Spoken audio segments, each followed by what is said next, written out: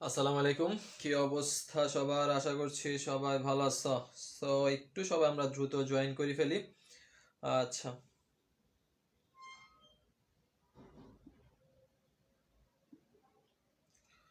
ওয়ালাইকুম আসসালাম, ওয়ালাইকুম আসসালাম, ওয়ালাইকুম আসসালাম। ওকে, সবাই একটু আমরা দ্রুত চলে আসি, সবাই একটু দ্রুত চলে আসে। ভাইকে একটু জানান সবকিছু ঠিক আছে কিনা, সবকিছু ক্লিয়ার আছে কিনা, সবকিছু ঠিক আছে কিনা, ক্লিয়ার আছে কিনা আমাকে একটু জানান। আমি ক্যামেরার অ্যাঙ্গেলটি একটু ঠিক করে নিই।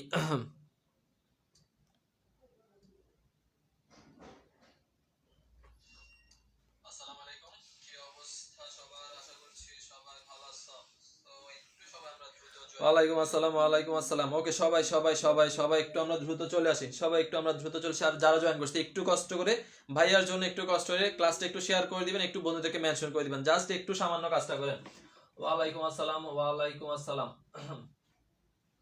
সো ভাইয়াকে জাস্ট 2 মিনিটের জন্য একটু কষ্ট করে ক্লাসটা একটু শেয়ার করে দিবেন, একটু কষ্ট করে বন্ধুদেরকে মেনশন করে দিবেন, সবার জন্য গুরুত্বপূর্ণ, সবার জন্য গুরুত্বপূর্ণ। তো ভাইয়ার ক্লাস আগেও করতেন, ইনশাল্লাহ এখনো করবেন, সামনে যে যতদিন পর্যন্ত ইনশাল্লাহ পাবলিকে চান্স না হয় ততদিন ইনশাল্লাহ আমরা ক্লাসগুলো করে যাব, আমি আমার সর্বোচ্চ দিয়ে যাব আপনাদের জন্য।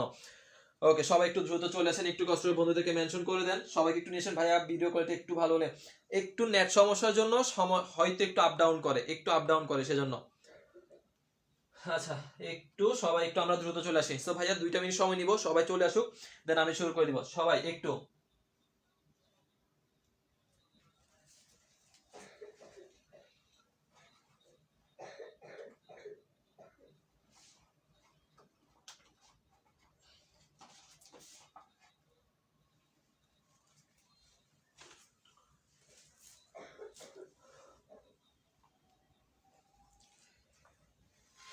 একটু নেট সমস্যা দিলে হয়তো একটু ভিডিও কোয়ালিটির মধ্যে একটু সামান্য হয়তো ব্লার হয়ে যেতে পারে, এটা একটু সমস্যা। ওকে, সবাই একটু দ্রুত চলে আসেন, সবাই একটু দ্রুত চলে আসেন, দেন ভাইয়াকে সবাই রেডি হলে একটু ওয়ালাইকুম আসসালাম, ওয়ালাইকুম আসসালাম, ওয়ালাইকুম আসসালাম, ওয়ালাইকুম আসসালাম।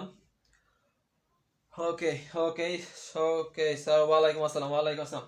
ফ্রি ক্লাস, ফ্রি ক্লাস সবার জন্য, ফ্রি ক্লাস সবার জন্য, ওয়ালাইকুম আসসালাম। তো সবাই একটু কষ্ট করে বন্ধুদেরকে মেনশন করে দিব, একটু কষ্ট করে বন্ধুদেরকে মেনশন করে দিব, সবাইকে একটু দ্রুত জয়েন করে দিব, সবাইকে একটু দ্রুত জয়েন যাতে হয়ে যায়। ওয়ালাইকুম আসসালাম, ওয়ালাইকুম আসসালাম। আর সবাই একটু কি করবেন, যেহেতু এমসিকিউ, প্রথম কথা হচ্ছে আমি আগে ব্যাপারটা ক্লিয়ার করে দিই। লাইভের মধ্যে পুরো এমসিকিউ যেগুলো গুরুত্বপূর্ণ, রাজশাহীর জন্য যা গুরুত্বপূর্ণ সবগুলো খুব ভালো করে পড়াবো, খুব ভালো করে বোঝার চেষ্টা করবেন। দেন যে এমসিকিউ গুলো আপনাকে পড়াইছি, ঠিক এর প্রশ্নের উপর আপনার কি হবে, ঠিক 9:30 এক্সাম হবে, 9:30 এক্সাম হবে। আমি এক্সামের জন্য সর্বোচ্চ রাত 12টা পর্যন্ত এক্সাম দিতে পারবেন। এর পরবর্তী আর সেম এক্সামটা আপনি আর দিতে পারবেন না। তো সময় থাকবে রাত 12টা পর্যন্ত, ক্লাস করবেন, ক্লাসে সবকিছু বুঝে নিবেন, বুঝে নেওয়ার পর আপনি এক্সাম দিবেন, এক্সাম দিয়ে দেন পরবর্তী দিন আমরা চলে যাব। তো এইভাবে হচ্ছে আমাদের ওভারঅল বিষয়গুলো চলবে। ওয়ালাইকুম আসসালাম। ও আচ্ছা সামি, ওয়ালাইকুম আসসালাম। আচ্ছা সামি আমাদের লাস্ট আমাদের গত বছরের স্টুডেন্ট, আলহামদুলিল্লাহ রাজশাহী বিশ্ববিদ্যালয় আছে, 219তম ছিল সম্ভবত। ওকে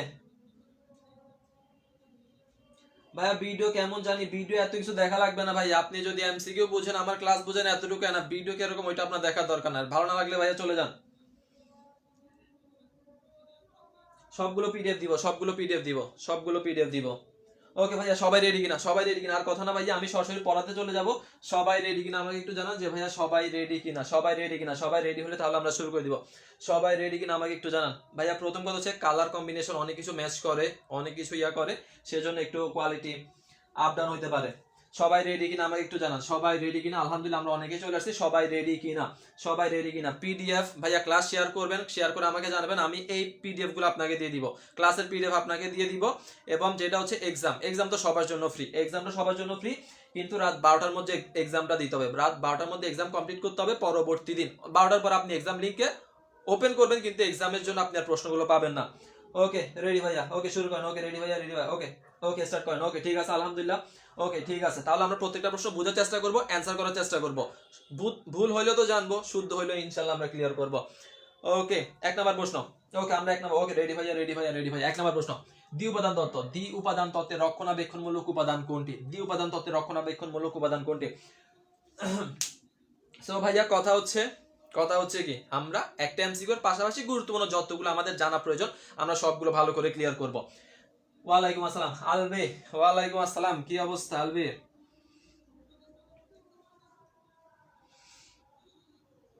পিডিএফ হলে ভালো হয় ভাইয়া, পিডিএফটা ক্লাস শেয়ার করবেন, ক্লাস শেয়ার করে আমাকে জানাবেন, তাহলে আমি পিডিএফ দিব। ক্লাস শেয়ার করবেন, শেয়ার করে আমাকে জানাবেন, তাহলে আপনি পিডিএফ পাবেন। 1 নাম্বার প্রশ্ন, আমাদের ক্লাসের আগে যা কথা, ক্লাসের মাঝে আর কোনো কথা হবে না, আমরা সরাসরি পর্দে চলে গেছি। 1 নাম্বার প্রশ্ন, ভাইয়া দ্বি উপাদান তত্ত্বের রক্ষণাবেক্ষণমূলক উপাদান কোনটা? ভাইয়া খুবই গুরুত্বপূর্ণ একটা তত্ত্ব, খুবই গুরুত্বপূর্ণ একটা তত্ত্ব, আপনি রাজশাহীতে অবশ্যই এখান থেকে প্রশ্ন পাবেন।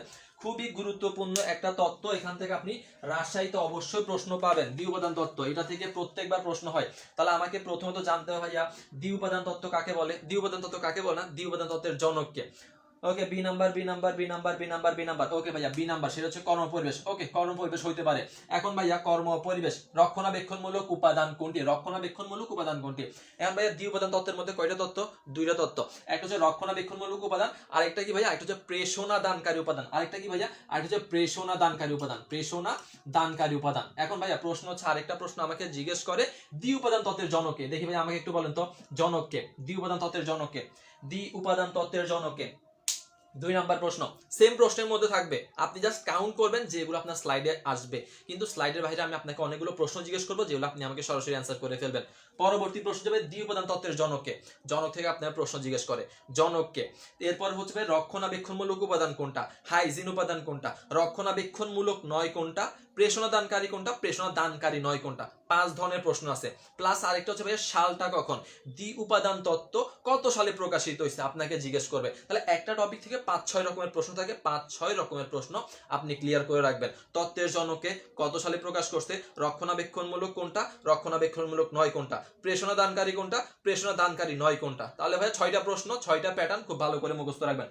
জনকে ভাইয়া ফ্রেডারিক হার্জবার্গ, ফ্রেডারিক হার্জবার্গ, ফ্রেডারিক হার্জবার্গ কত সালে দিছিল ভাইয়া? হার্জবার্গ কত সালে দিছিল ভাইয়া? 1959 সালে দিছিল, 1959 সালে দিছিল। তাহলে ভাইয়া জনক, সাল, উপাদান ভালো করে মাথায় রাখবো। প্রশ্ন জিজ্ঞেস করবো উপাদান, উপাদান নয় কোনটা। সো যে ধরনের প্রশ্ন আসুক না কেন আপনি সহজে অ্যান্সার করে ফেলবেন, যে ধরনের প্রশ্ন আসুক না কেন আপনি সহজে অ্যান্সার গুলো করে ফেলবেন।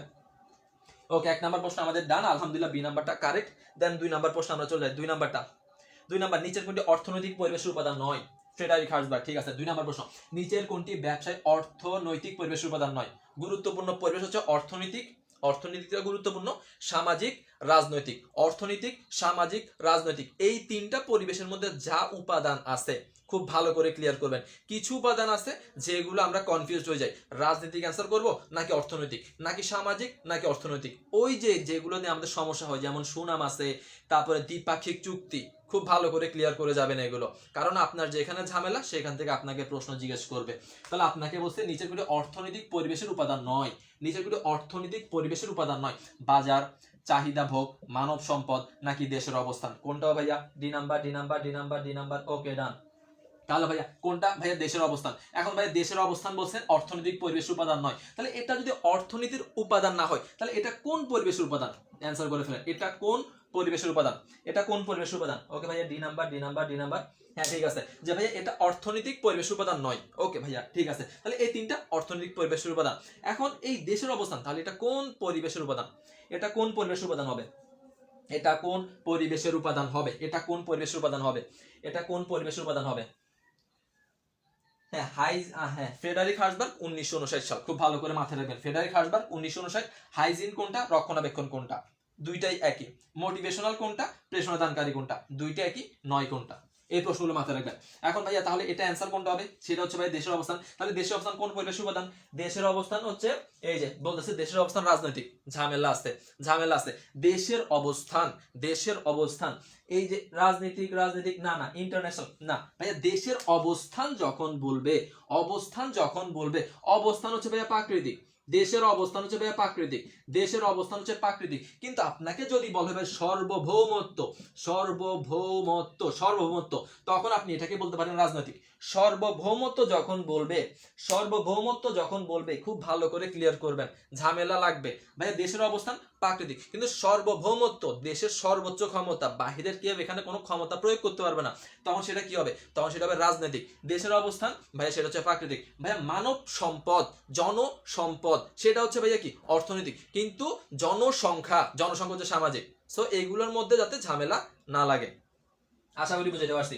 না সামাজিক যারা বলছি, দেশের অবস্থান হচ্ছে ভাইয়া প্রাকৃতিক, দেশের অবস্থান প্রাকৃতিক, সার্বভৌমত্ব ভাইয়া রাজনীতিক, জনসংখ্যা ভাইয়া সামাজিক, কিন্তু জনসম্পদ সেটা হচ্ছে ভাইয়া অর্থনৈতিক। ক্লিয়ার ভাইয়া? ক্লিয়ার ক্লিয়ার ক্লিয়ার ক্লিয়ার রাখতে হবে এগুলা। আসেন পরবর্তী নাম্বার প্রশ্ন, অংশীদারি ব্যবসা কারবারের সাথে সংখ্যাভুক্ত নয়। অংশীদারের সাথে সামঞ্জস্যপূর্ণ নয় কোনটা? অংশীদারি কারবারের সাথে সামঞ্জস্যপূর্ণ নয় কোনটা? সংগতিপূর্ণ নয় কোনটা? প্রসপেক্টাস, মূলধন, মুনাফা নাকি সদস্য? অংশীদারি কারবারের সাথে সামঞ্জস্যপূর্ণ নয় কোনটা? অংশীদারি কারবারের সাথে সামঞ্জস্যপূর্ণ নয় কোনটা? অ্যান্সার করে ফেলেন। অংশীদারি কারবার। তাহলে অংশীদারি আইন কত সাল, তারপর হচ্ছে বিলোপ সাধন কত সাল, অংশীদার কত প্রকার, কে কোনটা করে, কেউ মূলধন দেয়, কেউ মূলধন দেয় না, কেউ কাজে অংশগ্রহণ করে, কেউ কাজে অংশগ্রহণ করে না। অর্থাৎ একটা চ্যাপ্টার যখন আমি ধরবো, নাম ধরবো, ওই চ্যাপ্টারের অধীনে কি কি আছে, কোনটা অ্যান্সার হয় কোনটা হয় না, এইগুলো যাতে আপনার মাথার মধ্যে সেট হয়ে যায় পরীক্ষার আগের দিন পর্যন্ত। এটা কোনটা হবে ভাইয়া? এ নাম্বারটা হবে, এ নাম্বারটা হবে, এ নাম্বারটা। প্রসপেক্টাস, প্রসপেক্টাস ভাই, প্রসপেক্টাস মানে কি? বিবরণ পত্র, বিবরণ পত্র। তাহলে এটা কার সাথে রিলেটেড ভাইয়া? এটা হচ্ছে ভাইয়া কোম্পানির সাথে রিলেটেড। কার সাথে ভাইয়া? কোম্পানির সাথে রিলেটেড। আশা করি বোঝাইতে পারছি। আইন 1932, হ্যাঁ আইন হচ্ছে 1932, আইন, সদস্য, প্রত্যেকটা জিনিস ভালো করে ক্লিয়ার করবেন। আচ্ছা আজান দিচ্ছে, আমি পরবর্তী প্রশ্নে চলে যাচ্ছি, আপনার ওইটা অ্যান্সার করেন। এটার অ্যান্সার হবে এই নাম্বারটা, আই হোপ ডা। 4 নাম্বার, সংগঠন বলতে কি বোঝায়? 4 নাম্বার, সংগঠন, সংগঠন বলতে কি বোঝায়?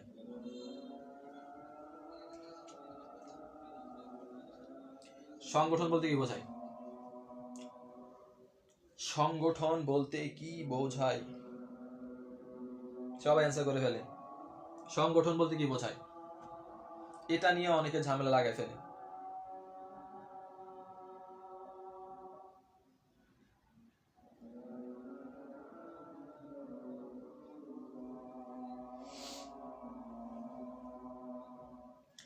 এ নাম্বার, এ নাম্বার, এ নাম্বার, এ নাম্বার, এ নাম্বার। ওকে, সংগঠন বলতে কি বোঝায় ভাইয়া? সংগঠন বলতে কি বোঝায় ভাই? সংগঠন বলতে সম্পর্কের গুচ্ছকে বোঝায়। কারণ সংগঠন কি করে? পারস্পরিক সম্পর্ক নির্দেশ করে, কাজ ভাগ করে দেয়, কাজ অর্পণ করে দেয়, পারস্পরিক সম্পর্ক কি করে দেয়? একসাথে জোড়া লাগিয়ে দেয়। তাহলে সংগঠন বলতে কি বোঝায় ভাইয়া? সম্পর্কের গুচ্ছ। অনেকে অ্যান্সার করে ফেলে কর্মীর গুচ্ছ। না ভাইয়া, কর্মীর গুচ্ছ অ্যান্সার করা যাবে না। অ্যান্সার কোনটা? অ্যান্সার হচ্ছে সম্পর্কের গুচ্ছ। তাহলে ভাইয়া এই নাম্বার যারা বলছি সবার অ্যান্সার কারেক্ট। আমরা অনেকেই যে ভুলটা করি ভাই, আমরা কর্মীর গুচ্ছ অ্যান্সার করি। কর্মীর গুচ্ছ হবে না, কর্মীর গুচ্ছ না, সংগঠন। কর্মীদেরকে কাজ ভাগ করে প্রত্যেকে কি করে দেয়? সম্পর্ক তৈরি করে দেয়। 5 নম্বর প্রশ্ন। ঠিক আছে, সম্পর্কের গুচ্ছ। 5 নম্বর প্রশ্ন, বাজেটকরণ ব্যবস্থাপনার কোন কাজের সাথে জড়িত? বাজেটকরণ ব্যবস্থাপনার কোন কাজের সাথে জড়িত? তবে ইজি প্রশ্ন, এটা একেবারে ইজি প্রশ্ন। এখন এই বাজেট থেকে কয়টা প্রশ্ন জিজ্ঞেস করে? 2-3টা প্রশ্ন জিজ্ঞেস করে। বাজেট থেকে কয়টা প্রশ্ন আছে ভাইয়া? বাজেটের সাথে 3টা প্রশ্ন আছে। বাজেট কোন কাজের সাথে জড়িত? বাজেট কোন ধরনের পরিকল্পনা? সরকার কোন মাসে বাজেট ঘোষণা করে? ইত্যাদি প্রশ্ন। 3টা প্রশ্ন আছে। বাজেটের সাথে কয়টা প্রশ্ন? 3টা প্রশ্ন। বাজেট কোন কাজের সাথে জড়িত? বাজেট কোন ধরনের পরিকল্পনা? সরকার প্রত্যেক বছর কোন মাসে বাজেট ঘোষণা করে? শেষ। 3টা প্রশ্ন, 3টা প্রশ্ন। দ্বিপাক্ষিক চুক্তি কোন পরিবেশের উপাদান? দ্বিপাক্ষিক চুক্তি রাজনৈতিক পরিবেশের উপাদান। সরকার, সরকার, সরকার। এখন রাজনৈতিক আইনগত ভেজাল লাগে, রাজনৈতিক আইনগত ভেজাল লাগে। রাজনৈতিক তখন অ্যান্সার করবেন, অবশ্যই অ্যান্সার করবেন। রাজনৈতিক না থাকলে আইনগত অ্যান্সার করবেন। কারণ এটা দুইটা দেশের সরকার প্রধানের মধ্যে একটা চুক্তি হয়, প্লাস এখানে আইনগত অনেকগুলো দিক থাকে, সো দুইটাকে প্রেফার করা হয়। কিন্তু আগে দিব আমরা রাজনৈতিক, রাজনীতি না থাকলে আমরা অ্যান্সার করবো আইনগত। হ্যাঁ, পলিটিক্যাল এনভায়রনমেন্ট। ওকে, একার্থক, একার্থক। ওকে, ঠিক আছে, জুনের 1। ওকে, এখন তাহলে ভাই এখানে কি হচ্ছে, বাজেট কোন ধরনের ভাই, পরিকল্পনা। বাজেট কোন ধরনের পরিকল্পনা ভাই, বাজেট একার্থক পরিকল্পনা। সরকার কত তারিখে বাজেট ঘোষণা করে? 3টা প্রশ্ন বাজেট থেকে, এতটুকু ভালো করে মাথায় রাখেন। 6 নাম্বার প্রশ্ন, 6 নাম্বার প্রশ্ন, 6 নাম্বার প্রশ্ন, 6 নাম্বার প্রশ্ন। প্রতিষ্ঠানে কর্মী নিয়োগের প্রথম ধাপ। এই যে ভাইয়া, এই যে ধাপগুলো আছে না, ধাপগুলো ভাইয়া খুবই গুরুত্বপূর্ণ। কর্মী নিয়োগের, কর্মী সংগ্রহের শেষ ধাপ কোনটা, প্রথম ধাপ কোনটা, ইত্যাদি প্রশ্ন খুবই গুরুত্বপূর্ণ ভাইয়া। কর্মী সংস্থানের এই যে ধাপগুলো, এই পদক্ষেপগুলো খুবই গুরুত্বপূর্ণ ভাইয়া। প্রথম কোনটা, শেষ কোনটা, পরিকল্পনার প্রথম কোনটা, শেষ কোনটা, সিদ্ধান্ত গ্রহণের প্রথম কোনটা, শেষ কোনটা, সংগঠনের প্রথম কোনটা, শেষ কোনটা, খুব ভালো করে ক্লিয়ার করে যান ভাইয়া। 1 মার্ক শিওর থাকেন পাবেন। এখন আপনাকে বলছে কর্মী নিয়োগ, তার মানে কর্মী নিয়োগের প্রথম ধাপ আমি কি অ্যান্সার করবো ভাইয়া? এ নাম্বারটা হবে, এ নাম্বারটা হবে। তাহলে কি ভাইয়া, কর্মী সংগ্রহ করা। কি করা ভাইয়া? কর্মী সংগ্রহ করা। তাহলে ভাইয়া কর্মী নিয়োগ অথবা কর্মী সংস্থানের প্রথম ধাপ কি ভাইয়া? কর্মী সংগ্রহ করা। এখন আমাকে আবার কি জিজ্ঞেস করে? আমাকে জিজ্ঞেস করে কর্মী সংগ্রহের শেষ ধাপ কোনটা, দেখি আমাকে বলেন। কর্মী সংগ্রহের শেষ ধাপ কোনটা? কর্মী সংগ্রহ 3টা প্রশ্ন জিজ্ঞেস করব, 3টা আপনার জন্য খুবই গুরুত্বপূর্ণ। 3টা প্রশ্ন জিজ্ঞেস করব, 3টা আপনার জন্য খুবই গুরুত্বপূর্ণ। কর্মী সংগ্রহের শেষ ধাপ কোনটা, অ্যান্সার করেন। তাহলে ভাই এটা অ্যান্সার কি, যে ভাইয়া কর্মী নিয়োগের প্রথম পদক্ষেপ অথবা কর্মী সংস্থানের প্রথম পদক্ষেপ কর্মী কি করা? সংগ্রহ করা। কর্মী সংগ্রহ করা। সংগ্রহ করার জন্য সর্বশেষ কাজ কোনটা? সংগ্রহ করার জন্য সর্বশেষ কাজ কোনটা? সংগ্রহ করার জন্য সর্বশেষ, এই যে জুই বলতেছে কোনটা? জুই বলতেছে কোনটা? প্রশিক্ষণ। প্রশিক্ষণ নাকি আমার কোনটা হবে? বিজ্ঞপ্তি প্রদান নাকি অন্য কিছু, নিয়োগ হবে, কোনটা হবে? এইগুলো নিয়ে আমাদের ভেজাল লাগে, এইগুলো নিয়ে আমাদের ভেজাল লাগে। এই যে অনেকে বলে প্রশিক্ষণ, অনেকে বলে নিয়োগ, অনেকে বলে কোনটা, অনেকে বলে আমরা কোনটা কোনটা বলতেছে বিজ্ঞপ্তি প্রদান। এখন আসেন ভাই ভালো করে আমি আপনাকে ক্লিয়ার করা দিই, আজকের পর যাদের ভুল না হয়। ভাইয়া কর্মী নিয়োগ করা বা কর্মী সংস্থান প্রথম ধাপ কি ভাইয়া? প্রথম ধাপ হচ্ছে কর্মী সংগ্রহ। এটা কার ভাইয়া? কর্মী নিয়োগ অথবা কর্মী সংস্থানের প্রথম ধাপ কর্মী কি করা? সংগ্রহ করা। কর্মী সংগ্রহের শেষ ধাপ কোনটা? কর্মী সংগ্রহের শেষ ধাপ হচ্ছে বিজ্ঞপ্তি প্রদান। কর্মী সংগ্রহের শেষ ধাপ কোনটা? বিজ্ঞপ্তি প্রদান। কর্মী সংগ্রহের শেষ ধাপ কোনটা? বিজ্ঞপ্তি প্রদান। প্রথম ধাপ কোনটা? বিভাগীয় রিকিউজিশন সংগ্রহ করা। বিভাগীয় রিকিউজিশন সংগ্রহ করা। এখন ভাইয়া কর্মী নিয়োগের শেষ ধাপ কোনটা? ভাইয়া কর্মী নিয়োগ, নিয়োগের শেষ ধাপ হচ্ছে ভাইয়া প্রশিক্ষণ। কর্মী নিয়োগের শেষ ধাপ কোনটা? সেটা হচ্ছে ভাইয়া প্রশিক্ষণ। কর্মী নিয়োগের শেষ ধাপ কোনটা? সেটা হচ্ছে ভাইয়া প্রশিক্ষণ। ভাইয়া কর্মী নির্বাচনের শেষ ধাপ কোনটা? কর্মী নির্বাচনের শেষ ধাপ হচ্ছে ভাইয়া চূড়ান্ত নির্বাচন। চূড়ান্ত কি করা? চূড়ান্ত নিয়োগ। চূড়ান্ত নিয়োগ করা। চূড়ান্ত নিয়োগ শেষ। এইটা হচ্ছে আপনার ওভারঅল। বুঝতে পারছে কিনা ভাইয়া? বিজ্ঞপ্তি প্রদান, বিজ্ঞপ্তি প্রদান। এই যে ভাইয়া এখানে কিন্তু ঝামেলাটা করে ফেলি। কর্মী নিয়োগ অথবা কর্মী সংস্থানের প্রথম ধাপ হচ্ছে কর্মী সংগ্রহ করা। কর্মী সংগ্রহ করা। এখন কর্মী সংগ্রহের শেষ ধাপ কোনটা? শেষ ধাপ হচ্ছে বিজ্ঞপ্তি। প্রথম ধাপ বিভাগীয় রিকিউজিশন। তারপর আবার কর্মী নিয়োগের শেষ ধাপ কোনটা? শেষ ধাপ হচ্ছে প্রশিক্ষণ। যাদেরকে নিয়োগ করে ফেলবো তাদেরকে প্রশিক্ষণ দিব। শেষ ধাপ কোনটা? প্রশিক্ষণ। তাহলে কর্মী নিয়োগের প্রথম ধাপ সংগ্রহ, শেষ ধাপ কোনটা ভাইয়া? শেষ ধাপ হচ্ছে ভাইয়া প্রশিক্ষণ। ভাইয়া কর্মী সংগ্রহের প্রথম ধাপ বিভাগীয় রিকিউজিশন, শেষ ধাপ কোনটা ভাইয়া? শেষ ধাপ হচ্ছে বিজ্ঞপ্তি প্রদান। ভাইয়া কর্মী নির্বাচন, ভাইয়া কর্মী নির্বাচন প্রথম ধাপ হচ্ছে আপনার যে কাগজপত্র আছে যাচাই বাছাই করা, শেষ ধাপ হচ্ছে চূড়ান্ত নিয়োগ করা। ক্লিয়ার হয়েছে কিনা ভাইয়া? ক্লিয়ার হয়েছে কিনা? ক্লিয়ার হয়েছে কিনা ভাইয়া? এইটা যাতে ভাইয়া ভুল যাতে না হয়, এইটা নিয়ে অনেকেই ভুল করেন, অনেকেই ভুলেন ভাইয়া কর্মী নিয়োগ, কর্মী সংস্থান প্রথম শেষ, একটা হচ্ছে সংগ্রহ আর একটা হচ্ছে ভাইয়া প্রশিক্ষণ। আবার এটা প্রথম শেষটা হচ্ছে কোনটা ভাইয়া? বিজ্ঞপ্তি প্রদান। আর নিয়োগ কার সর্বশেষ? সেটা হচ্ছে নির্বাচনের সর্বশেষ চূড়ান্ত নিয়োগ। ক্লিয়ার হয়েছে কিনা ভাইয়া? ক্লিয়ার হয়েছে কিনা ভাইয়া? ভুল করেন, অনেক ভুল করেন। পরীক্ষার হলে আবারও সেম প্রশ্ন দিলে আবারও ভুল করে চলে আসবেন। দরকার ভাই লিখে লিখে মুখস্থ করেন, লিখে লিখে মুখস্থ করে ফেলেন, লিখে লিখে মুখস্থ করে ফেলেন এই বিষয়গুলো। কারণ এইগুলো যেগুলো আপনারা বারবার ভুল করবেন সেগুলো থেকে অ্যাডমিশন সেম প্রশ্নগুলো বারবার রিপিট করে। অ্যাডমিশনে ওই প্রশ্নগুলো রিপিট করে যেগুলো আপনারা বারবার ভুল করবেন। 7 নাম্বার প্রশ্ন, 7 নাম্বার প্রশ্ন, 7 নাম্বার প্রশ্ন কি বলছে? বলছে কোন প্রতিষ্ঠানটি ব্যবসা সমর্থনমূলক সেবা প্রদান করে? জানি আমরা, অনেকেই পারি না, অনেকেই পারি না। সমর্থনমূলক সেবা কারা প্রদান করে? সমর্থনমূলক। এখন ব্যবসা সহায়ক সেবা কয় প্রকার ভাইয়া? 3 প্রকার। কয় প্রকার? 3 প্রকার। একটা হচ্ছে উদ্দীপনামূলক, একটা সমর্থনমূলক, আর একটা সংরক্ষণমূলক। এখন কোন প্রতিষ্ঠান প্রদান করে? অনেকে হয়তো পড়েই নাই, অনেকে হয়তো এগুলা পড়িও নাই। দেখি ভাই অ্যান্সার করেন। 7 নম্বর প্রশ্ন, সমর্থনমূলক সেবা। এখন সমর্থন জিজ্ঞেস করতে পারে, সংরক্ষণ জিজ্ঞেস করতে পারে, আমাকে উদ্দীপনামূলক জিজ্ঞেস করতে পারে। এখন এটা কি হবে? কি হবে? অ্যান্সার করেন, অ্যান্সার করে ফেলেন।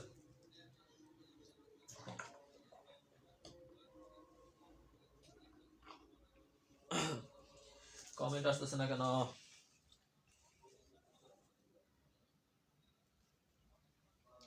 কত হবে, কত হবে? কমেন্ট আসে না কেন?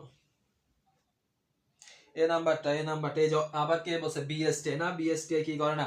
বিএসটি সমর্থনমূলক সেবা প্রদান করে। অ্যান্সার কোনটা হবে? আচ্ছা, এই নাম্বার যারা বলছে আলহামদুলিল্লাহ, ঠিক আছে ভাই। অ্যান্সার কোনটা হবে? অ্যান্সার হচ্ছে ভাইয়া বেসিক। অ্যান্সার কি ভাইয়া? বেসিক কর্মসংস্থান। সরকার, সরকার কি করে? ক্ষুদ্র কুটির শিল্পকে কাজে লাগিয়ে বিএসটিআই না, বিএসটি আপনার কোনো সেবা প্রদান করে না, বিএসটিআই সেবা প্রদান করতেছে না। এই বিষয়গুলো, এই বিষয়গুলো একটু আজকে ক্লিয়ার করে নেবেন, এই বিষয়গুলো আজকে ক্লিয়ার করে নেবেন। যে প্রশ্নগুলো সমস্যা হচ্ছে এইগুলো ভালো করে আজকে ক্লিয়ার করে নেবেন, যে এই এমসিকিউটার আসলে মূল অ্যান্সারটা ডিপলি আমি কোন জায়গা থেকে শিখবো, কোনগুলো আমি ভালো করে গুরুত্ব দিব, এগুলো আজকে ক্লিয়ার করে নেবেন। এখানে অনেকগুলো প্রতিষ্ঠান আছে, অনেকগুলো, যে ভাইয়া সমর্থনমূলক, সংরক্ষণমূলক, উদ্দীপনামূলক, প্রত্যেকটা আলাদা আলাদা প্রতিষ্ঠান আছে। আলাদা আলাদা প্রতিষ্ঠানগুলো আপনাকে ভালো করে মাথায় রাখতে হবে, ভালো করে মাথায় রাখতে হবে। কারণ এইগুলো যদি জিজ্ঞেস করে ম্যাক্সিমাম আমরা ভুল অ্যান্সার দিয়ে চলে আসবো, ম্যাক্সিমাম আমরা ভুল অ্যান্সার দিয়ে চলে আসবো। 8 নম্বর প্রশ্ন, কোনটি কোম্পানির উপাদান নয়? নিচের কোনটি কোম্পানির উপাদান নয়? তার মানে কোম্পানির বৈশিষ্ট্য, বৈশিষ্ট্যগুলো পড়তে হবে। অংশীদারির বৈশিষ্ট্য, বৈশিষ্ট্য পড়তে হবে। এক মালিকানার বৈশিষ্ট্য অবশ্যই পড়তে হবে। কোনটা সুবিধা, কোনটা অসুবিধা, কোনটা, এই বিষয়গুলো ক্লিয়ার করে যেতে হবে। এখন কোম্পানির উপাদান নয় অথবা কোম্পানির বৈশিষ্ট্য নয়, কোম্পানির শেয়ার নিয়ে কাজ করে, কোম্পানি চিরন্তর অস্তিত্ব, কোম্পানির সসীম দায় প্লাস কৃত্রিম ব্যক্তিসত্তা, সবকিছুই ঠিক আছে। তাহলে ভুল কোনটা ভাইয়া? ভুল কোনটা? সি নাম্বারটা, সি নাম্বারটা, যে ভাইয়া কি হবে না? অসীম দায় হবে না। অসীম দায় হচ্ছে এক মালিকানা। অসীম দায় হচ্ছে কার ভাইয়া? অসীম দায় হচ্ছে এক মালিকানার প্রধান অসুবিধা। অসীম দায় হচ্ছে এক মালিকানা, কিন্তু সীমিত দায় কার ভাইয়া? সীমিত দায় হচ্ছে আমার কোম্পানির। কোম্পানির দায় কি? শেয়ার মূলধন পর্যন্ত সীমাবদ্ধ। এজন্য এটা কি নয়? এটা কোম্পানির বৈশিষ্ট্য নয়। তারপর আফসোস লাগে কেউ যখন আমরা ভুলভাল, কেউ বলি ডি নাম্বারটা, কেউ বলি বি নাম্বারটা। এগুলা করা যাবে না, এগুলো করা যাবে না। বৈশিষ্ট্যগুলো ভালো করে ক্লিয়ার করতে হবে। 9 নাম্বার প্রশ্ন, বিবরণপত্র প্রচারের কত দিনের মধ্যে ন্যূনতম মূলধন সংগ্রহ করতে হবে? বিবরণপত্র প্রচারের কত দিনের মধ্যে ন্যূনতম মূলধন সংগ্রহ করতে হবে? C number, C number, C number. Okay, done. Next প্রশ্ন, বিবরণপত্র প্রচারের কত দিনের মধ্যে ন্যূনতম মূলধন সংগ্রহ করতে হবে? কত দিনের মধ্যে ন্যূনতম মূলধন সংগ্রহ করতে হবে? কমন একটা প্রশ্ন, কমন প্রশ্ন। ন্যূনতম মূলধন সংগ্রহ করতে হবে, তারপরে দুইটা সভার মধ্যে এত মাসের ব্যবধান হওয়া যাবে না, প্রথম বার্ষিক সাধারণ সভা এত মাসের মধ্যেই করতে হবে, ক্লিয়ার করতে হবে। এগুলা ভালো করে পড়বেন এগুলো। তাহলে এটা অ্যান্সার কোনটা ভাইয়া? এক মালিকানা অংশীদারি হচ্ছে অসীম দায়। হ্যাঁ, ঠিক আছে, এক মালিকানা অংশীদারি অসীম দায়, কিন্তু আমার কোম্পানি হচ্ছে সসীম দায়, এই জন্য অসীম দায় কোম্পানির বৈশিষ্ট্য নয়। আর এইগুলো আবার কি? এগুলো আবার এক মালিকানার প্রধান অসুবিধা। তাহলে এটা অ্যান্সার কোনটা হবে? যে ভাইয়া 180 দিনের মধ্যে ন্যূনতম মূলধন সংগ্রহ করতে হবে। ন্যূনতম মূলধন কত হবে ভাইয়া? মোট মূলধনের কত পার্সেন্ট? মোট মূলধনের 5% হবে ন্যূনতম মূলধন। মোট মূলধনের 5% হবে ন্যূনতম মূলধন। এখন 180 দিন, আপনাকে আরো 10 দিন সময় দেওয়া হবে, টোটাল 190 দিন। 190 দিনের মধ্যে যদি আপনার কোম্পানি ন্যূনতম মূলধন সংগ্রহ করতে না পারে, তাহলে কোম্পানি কি হয়ে যাবে? সরাসরি বিলোপ সাধন হয়ে যাবে, সরাসরি বিলোপ সাধন হয়ে যাবে। একটু ভালো করে এগুলো পড়বেন। 10 নাম্বার প্রশ্ন, 10 নাম্বার প্রশ্ন। ওকে ভাইয়া, 15 মাস, 15 মাস, হ্যাঁ 5%। মোট মূলধনের কত পার্সেন্ট? 5%, প্লাস আরো 10 দিন যুক্ত করা হবে যদি ন্যূনতম মূলধন সংগ্রহ করতে না পারেন, তাহলে 10 দিন, টোটাল 190 দিন। এবার যদি না পারেন, বাধ্যতামূলক কি? বিলোপ সাধন। পরবর্তী প্রশ্ন, পরবর্তী প্রশ্ন কি বলছে? যে প্যাটেন্ট ডিজাইন আইন অনুযায়ী বাসে প্যাটেন্ট সনদের বৈধ সময়কাল কত বছর? বৈধ সময়কাল কত বছর? এখন এখানের মধ্যে একটু হয়তো ঝামেলা, ঝামেলা লাগবে না, যেহেতু আমাদের অপশনের মধ্যে আপডেট অ্যান্সারটা নেই। বৈধকাল কত বছর? 16 বছর। 16 বছর নাকি 17 বছর? কি বলে ডি নাম্বারটা কেন? ডি নাম্বারটা কেন? বৈধকাল কত বছর? বৈধকাল হচ্ছে 16 বছর। আয় হায়, কেউ বলে 15 বছর। কেন ভাইয়া? বইয়ে কোথায় আছে 15 বছর? B number B number B number B number B number B number কত হবে ভাইয়া? বি নাম্বারটা হবে। তাহলে ভাইয়া আমাদের অপশন অনুযায়ী যে ভাইয়া একটু ভালো করে মাথায় রাখেন যে ভাইয়া প্যাটার্ন এবং ডিজাইনের বৈধ সময়কাল, সময়কাল পূর্বে ছিল কত ভাইয়া? পূর্বে ছিল 16 বছর। আপনার অপশনে 16 বছর থাকলে আপনি 16 বছর অ্যান্সার করেন, কিন্তু বর্তমানে 2023 সালের আইন অনুযায়ী, আইনের মধ্যে কিন্তু পরিবর্তন আসছে। 2023 সালের আইন অনুযায়ী প্যাটার্ন সনদের মেয়াদ করা হয়েছে কত বছর? প্যাটার্ন সনদের মেয়াদ করা হয়েছে 20 বছর। এখন আপনি কি আপডেটটা জানেন? আপনাকে আপডেটগুলো জানতে হবে যে ভাইয়া পূর্বে ছিল 16 বছর, বর্তমানে চলে 20 বছর। পূর্বের আইন ছিল কত ভাইয়া? পূর্বের আইন ছিল 1991, 1991 না 1911। বর্তমানের আইন কত ভাই? বর্তমানের আইন হচ্ছে 2023। আমার অপশনে যখন আপডেট অপশনটা থাকবে আমাকে অবশ্যই আপডেটটা অ্যান্সার করতে হবে, কিন্তু আমার এখানে 20 বছর ছিল না, সেজন্য আমি অ্যান্সার করছি 16 বছর। সবাই বুঝতে পারছে কিনা বলেন? হ্যাঁ 20 বছর। হ্যাঁ এই যে অনেকে কিন্তু অ্যান্সার করছে যে ভাইয়া বর্তমানে 20 বছর 2023 সালের আইন অনুযায়ী। অনেকে হয়তো এই আপডেটটা জানতামও না, কিন্তু আজকে ক্লাসের মাধ্যমে জানছে। অনেকে জানতামও না। ভাইয়া আমার অপশন যখন আপডেটটা থাকবে আপডেট অ্যান্সার করব। আপডেট 23 সাল, আপডেট 20 বছর। যদি ভাইয়া আপডেটটা না থাকে তাহলে 11 সাল, 16 বছর। সবার ক্লিয়ার হয়েছে কিনা? সবার ক্লিয়ার হয়েছে কিনা? সবার ক্লিয়ার হয়েছে কিনা? ভাইয়া 20 বছর যে আপডেট সেটা আমিও জানি। ধৈর্য ধরেন, আমি বুঝাচ্ছি। ক্লিয়ার হয়েছে কিনা?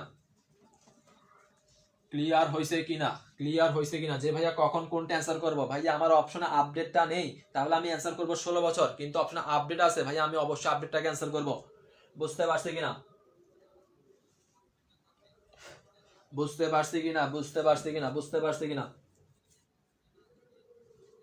10টা প্রশ্ন আমাদের শেষ।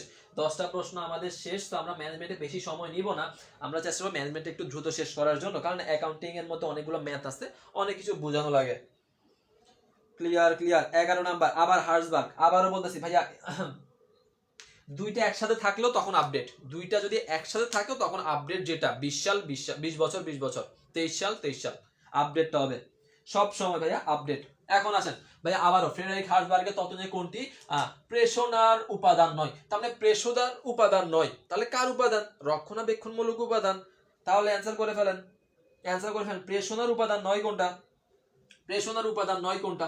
প্রেষণার উপাদান নয়। তার মানে ভাই প্রেষণা মানে কোনটা ভাইয়া? প্রেষণা মানে যেটা আমার কর্মীদেরকে উচ্চ সন্তুষ্টি প্রদান করে। বাট এটা না থাকলেও কিন্তু কর্মীরা ঠিক আছে কাজ করবে, কিন্তু থাকলে উচ্চ সন্তুষ্টি। কিন্তু প্রেষণার উপাদান নয়, তার মানে যেটা বাধ্যতামূলক লাগবে, তার মানে সেটা রক্ষণাবেক্ষণকারী উপাদান, সেটা হাইজিন উপাদান, সেটা রক্ষণাবেক্ষণকারী উপাদান, সেটা হাইজিন উপাদান। এই যে আমরা অনেকে ভুল করতেছি, কেউ বলছি বি নাম্বারটা, কেউ বলছি ডি নাম্বারটা, কেউ বলছি বি নাম্বারটা, কেউ বলছি ডি নাম্বারটা। তাহলে আমাকে এইটাও খেয়াল করতে হবে যে ভাইয়া প্রেষণার উপাদান পর্যন্ত পড়লে হবে না। লাস্টে কি বলছে? নয় বলছে। প্রেষণার উপাদান নয়। নয় মানে কোনটা? তার মানে রক্ষণাবেক্ষণে চলে গেছে। তাহলে রক্ষণাবেক্ষণ কোনটা? চাকরির নিরাপত্তা। কারণ এটা আমার বাধ্যতামূলক ভাবে লাগবে। এটা আমার কি লাগবে ভাইয়া? বাধ্যতামূলক ভাবে লাগবে। আর বাকিগুলো আমাকে উচ্চ সন্তুষ্টি প্রদান করবে। না থাকলেও চলে, কিন্তু থাকলে উচ্চ সন্তুষ্টি। এখন প্রতিষ্ঠান দিবে কি দিবেন এটা প্রতিষ্ঠানের ব্যাপার, কিন্তু রক্ষণাবেক্ষণমূলক অবশ্যই দিতে হবে। 12 নম্বর প্রশ্ন। 12 নম্বর প্রশ্ন ইজি কমন প্রশ্ন। এই যে পার্সেন্টেজ ভাইয়া, পার্সেন্টেজ থেকে মোটামুটি শিওর থাকেন ভাইয়া, কুমিল্লাতে পরীক্ষা দেন, রাজশাহীতে পরীক্ষা দেন, যে কোনো এক ভার্সিটি হইলে প্রশ্ন করবে। এই যে পার্সেন্টেজ থেকে 3%, 15%, এরপর আরেকটা কি আছে 10%, 10%, 10%, 10%, এই পার্সেন্টেজ থেকে আপনাকে অবশ্যই প্রশ্ন জিজ্ঞেস করবে। তাহলে এখানে আমাদের অ্যান্সার কোনটা হবে? অ্যান্সার কোনটা হবে? এখন আমাকে ওইটা খেয়াল রাখতে হবে, এটা কি কি কোনটা বলছে এখানে? আমাকে বলছে উন্নয়ন তহবিল। আচ্ছা, উন্নয়ন তহবিল নাকি সংরক্ষিত তহবিল? উন্নয়ন তহবিল নাকি সংরক্ষিত তহবিল নাকি ঋণদান তহবিল? কোন তহবিলটা বলছে একটু ভালো করে খেয়াল করতে হবে, দেন অ্যান্সার করব। এইটা না পরে হুটহাট অ্যান্সার করার দরকার নাই, আগে প্রশ্নটা পড়বেন। উন্নয়ন বলছে নাকি রক্ষণাবেক্ষণ, কোনটা ছিল আমাদের? ওকে 3%, 3%। উন্নয়ন তহবিলে কত পার্সেন্ট ভাইয়া? উন্নয়ন তহবিল হচ্ছে 3%।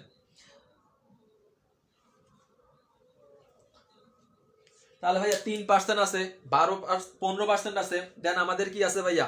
10%, 10%। ঋণদান তহবিলে 10%, অন্যান্য তহবিলে কত পার্সেন্ট? 10%। দেন 13 নম্বর প্রশ্ন। ক্ষমতা বিকেন্দ্রীভূত থাকে কোন স্তরে? ক্ষমতা বিকেন্দ্রীভূত থাকে কোন স্তরে? পরবর্তী প্রশ্ন। ক্ষমতা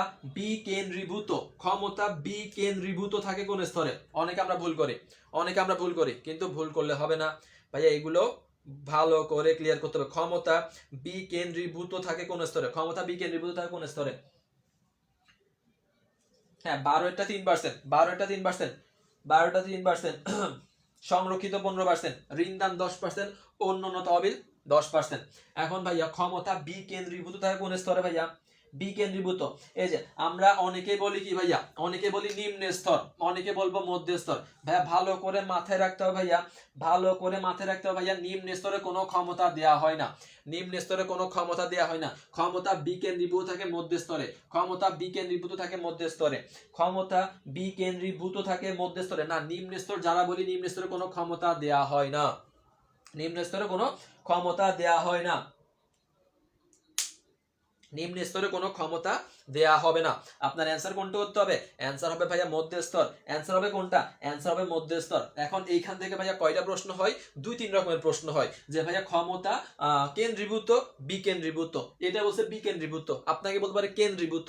এখন ভাইয়া কেন্দ্রীভূত থাকলে নিচেদের কি হয়? ভূমিকা হ্রাস পায়। আপনাকে বলতে পারে নিম্ন স্তরে ভূমিকা হ্রাস পায় কোনটার ফলে, অথবা উচ্চ স্তরে ভূমিকা হ্রাস পায় কোনটার ফলে, ঝামেলা লাগতে পারে কোনটার ফলে। এই যে কয়েকটা প্রশ্ন একটার সাথে একটা রিলেটেড, এইগুলো ভালো করে পড়ে যাবেন। কেন্দ্রীভূত বিকেন্দ্রীভূত, কেন্দ্রীভূত থাকলে কাদের ক্ষমতা হ্রাস পায়, বিকেন্দ্রীভূত থাকলে কাদের ক্ষমতা হ্রাস পায়। 4টা প্রশ্ন ক্লিয়ার করে যান, হয়ে যাবে। ভালো করে ক্লিয়ার করে যান, ইনশাল্লাহ হয়ে যাবে। তাহলে এটা অ্যান্সার কোনটা হবে ভাইয়া? মধ্য স্তর হবে, মধ্য স্তর হবে। আসেন 14 নাম্বার প্রশ্ন, 14 নাম্বার প্রশ্ন, 14 নাম্বারটা আপনাকে কি বলছে? 14 নাম্বার বলছে শিল্পের উৎপাদন বৃদ্ধির জন্য শ্রম বিভাজনের উপর গুরুত্ব। ওকে, শ্রম বিভাজনের উপর, শ্রম বিভাগের উপর শ্রমগুলো কি করে দিব? কাজগুলোকে ভাগ করে দিব। এটার উপর গুরুত্ব আরোপ করেছেন কে? এটার উপর গুরুত্ব আরোপ করেছেন কে? শ্রম বিভাগের উপর গুরুত্ব আরোপ James Stuart, Adam Smith, Robert Owen নাকি চার্লস ব্যাবেজ? কোনটা হবে? কোনটা হবে? কোনটা হবে? উল্টা পাল্টা উল্টা পাল্টা উল্টা পাল্টা অ্যান্সার করলে হবে না তো ভাইয়া, উল্টা পাল্টা অ্যান্সার করলে তো হবে না। শ্রম বিভাগের উপর, শ্রম বিভাগের উপর গুরুত্ব আরোপ করেছেন, কাজগুলোকে ভাগ করে দেন। হচ্ছে না তো, হচ্ছে না, উল্টা পাল্টা অ্যান্সার করতেছেন, উল্টা পাল্টা অ্যান্সার করতেছেন। কি হবে? কি হবে? কি হবে? কি হবে? কি হবে? কি হবে? কি হবে? বি নাম্বার, বি হবে নাকি সি হবে? সি হবে। সি কি দোষ করছে? সি হবে নাকি বি হবে নাকি এ হবে? কোনটা অ্যান্সার করতেছেন? কোনটা অ্যান্সার করতেছেন? এগুলা কি পড়েন না আপনারা? এগুলা কি পড়েন নাই ভাইয়া? আশা বলছে সি নাম্বারটা, অ্যাডাম স্মিথ না ভাইয়া, অ্যাডাম স্মিথ না, অ্যাডাম স্মিথ। অ্যান্সার কোনটা হবে? একটা হচ্ছে ভাইয়া ধারণা দিয়েছেন, শ্রম বিভাগের ধারণা দিয়েছেন কে? ভাই ধারণা, জাস্ট ধারণাটা দিয়েছেন কে? ধারণা দিয়েছেন অ্যাডাম স্মিথ। কিন্তু আমাকে গুরুত্ব আরোপ করছে, নীতিমালাটা কে দিয়েছে? ভাই নীতিমালা দিয়েছে রবার্ট ওয়েন। আচ্ছা রবার্ট অ্যাডাম স্মিথ, আচ্ছা ঠিক আছে, আচ্ছা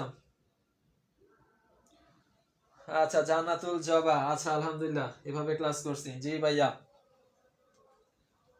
আচ্ছা, আমাদের হেনরি ফ্যাভেলটা ছিল না, তাহলে আমরা ঠিক আছে অ্যাডাম স্মিথ অ্যান্সার করতে পারি। অ্যাডাম স্মিথ, ঠিক আছে ভাইয়া। ধারণা দিয়েছেন, হ্যাঁ ধারণা, ধারণা। ভাইয়া এখানে আসেন, আমাদের এটা একটু ভালো করে ক্লিয়ার করি। ভাইয়া শ্রম বিভাগ 3টা ভাগ করে, এখানে কয়টা ভাগ ভাইয়া? 3টা ভাগ। ধারণা, ধারণা, নীতিমালা, সংগঠন। 3টা প্রশ্ন, 3টা প্রশ্ন এখানে। শ্রম বিভাগের ধারণা, শ্রম বিভাগের ধারণা দিছে কে? ভাই ধারণা দিছে অ্যাডাম স্মিথ। ধারণা দিছে কে? Adam Smith. নীতিমালা কে দিছে? ভাই নীতিমালা দিছে হেনরি। নীতিমালা কে দিছে? ভাইয়া হেনরি দিছে। সংগঠন কে দিছে? সংগঠনটা বলেন, সংগঠনটা বলেন। ঠিক আছে আনসার, ঠিক আছে ভাই Adam Smith, Adam Smith, Adam Smith. আমাদের আরেকটা ছিল হেনরি ফ্যাভেল, হেনরি ফ্যাভেল। আমাদের অপশনে হেনরি ফ্যাভেলটা ছিল না, অপশনে আমাদের হেনরি ফ্যাভেলটা ছিল না। না ভাই রবার্ট ওয়েন হবে না, রবার্ট ওয়েন হবে না, হেনরি ফ্যাভেলটা আমাদের ছিল না। আচ্ছা ভাই এখন ভাই যেটা হচ্ছে ভাই সংগঠন, শ্রম বিভাগের যে সংগঠনটা। আপনি কি ইউনিভার্সিটিতে পড়েন? এও আমাদের হচ্ছে রাজশাহী, এটা আমাদের জবা, আমাদের লাস্ট ইয়ার স্টুডেন্ট। সে আমাদের কোথায় ছিল? সে জাহাঙ্গীরনগরে চান্স পাইছে আলহামদুলিল্লাহ, এবং রাজশাহীতে চান্স পাইছিল। রাজশাহীতে টপ 100 এর ভিতরে ছিল, টপ 100 এর ভিতরে ছিল।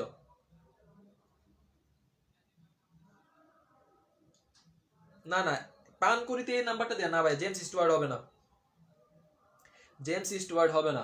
এখানে আমি তিনটা জিনিস আছে, আমি তিনটা জিনিস ক্লিয়ার করে দিচ্ছি।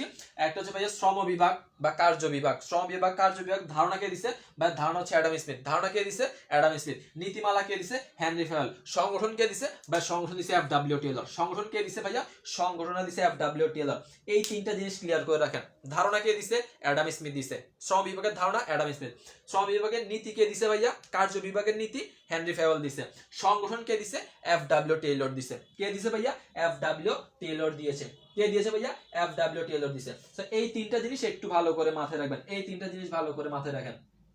এফ.ডব্লিউ. টেলর, এফ.ডব্লিউ. টেলর কে দিছে ভাইয়া, এফ.ডব্লিউ. টেলর প্রদান করছে। 15 নাম্বার প্রশ্ন, 15 নাম্বার প্রশ্ন একটু অ্যান্সার করে ফেলেন। 15 নাম্বার প্রশ্ন, প্রশ্ন দেখেন আগে, প্রশ্ন দেখার পর অ্যান্সার করেন। 15 নাম্বার প্রশ্ন একটু আগে প্রশ্ন ভালো করে দেখেন, দেখার পর অ্যান্সার করেন। 15 নাম্বার প্রশ্ন, 15 নাম্বার প্রশ্ন, পোর্টকোকের জনকে। অনেকবার দিছি আমি, অনেকবার দিছি প্রশ্ন এটা, অনেকবারই আমি প্রশ্ন এটা দিছি আপনাদেরকে। দেখি ভাই অ্যান্সার করে ফেলেন। পোর্টকোকের জনকে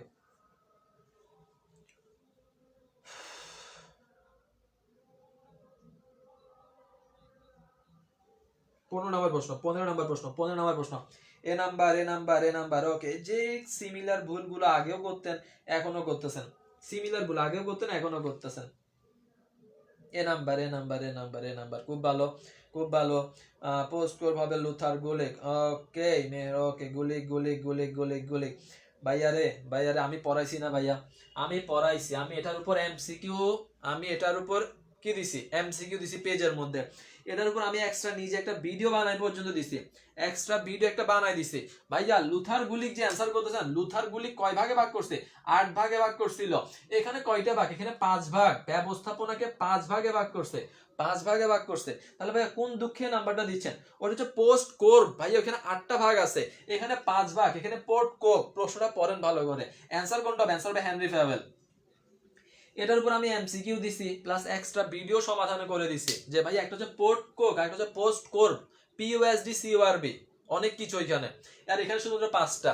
ব্যবস্থাপনাকে 5 ভাগে ভাগ করতে, শিল্পকে 6 ভাগে ভাগ করতে। কে ভাগ করছে, হেনরি ফেয়াল ভাগ করছে। ওই 5 ভাগকে সংক্ষিপ্তভাবে বলা হয় পোর্ট কোক। তাহলে ভাইয়া কেন কেন কেন আপনারা লুথার গুলিক ক্যান্সেল করেন, মানে যেটা পড়ছেন সেটা যে সবসময় আসবে এরকম না, যেটা পড়ছেন সেটা সবসময় আসবে এরকম না। সে একটু ভালো করে প্রশ্ন পড়তে হবে, খেয়াল করতে হবে। কোনটি বিনিময় সহায়ক কাজ। পরবর্তী প্রশ্ন, আমরা একটু ম্যানেজমেন্ট গুলো একটু দ্রুত করে ফেলি, যেহেতু পারা যাবে, বাট যেগুলো সমস্যা হচ্ছে আমি ভালো করে ক্লিয়ার করে দিচ্ছি, আপনিও ভালো করে বুঝে নেন যে এখানে আপনার ঝামেলাগুলো লাগতেছে।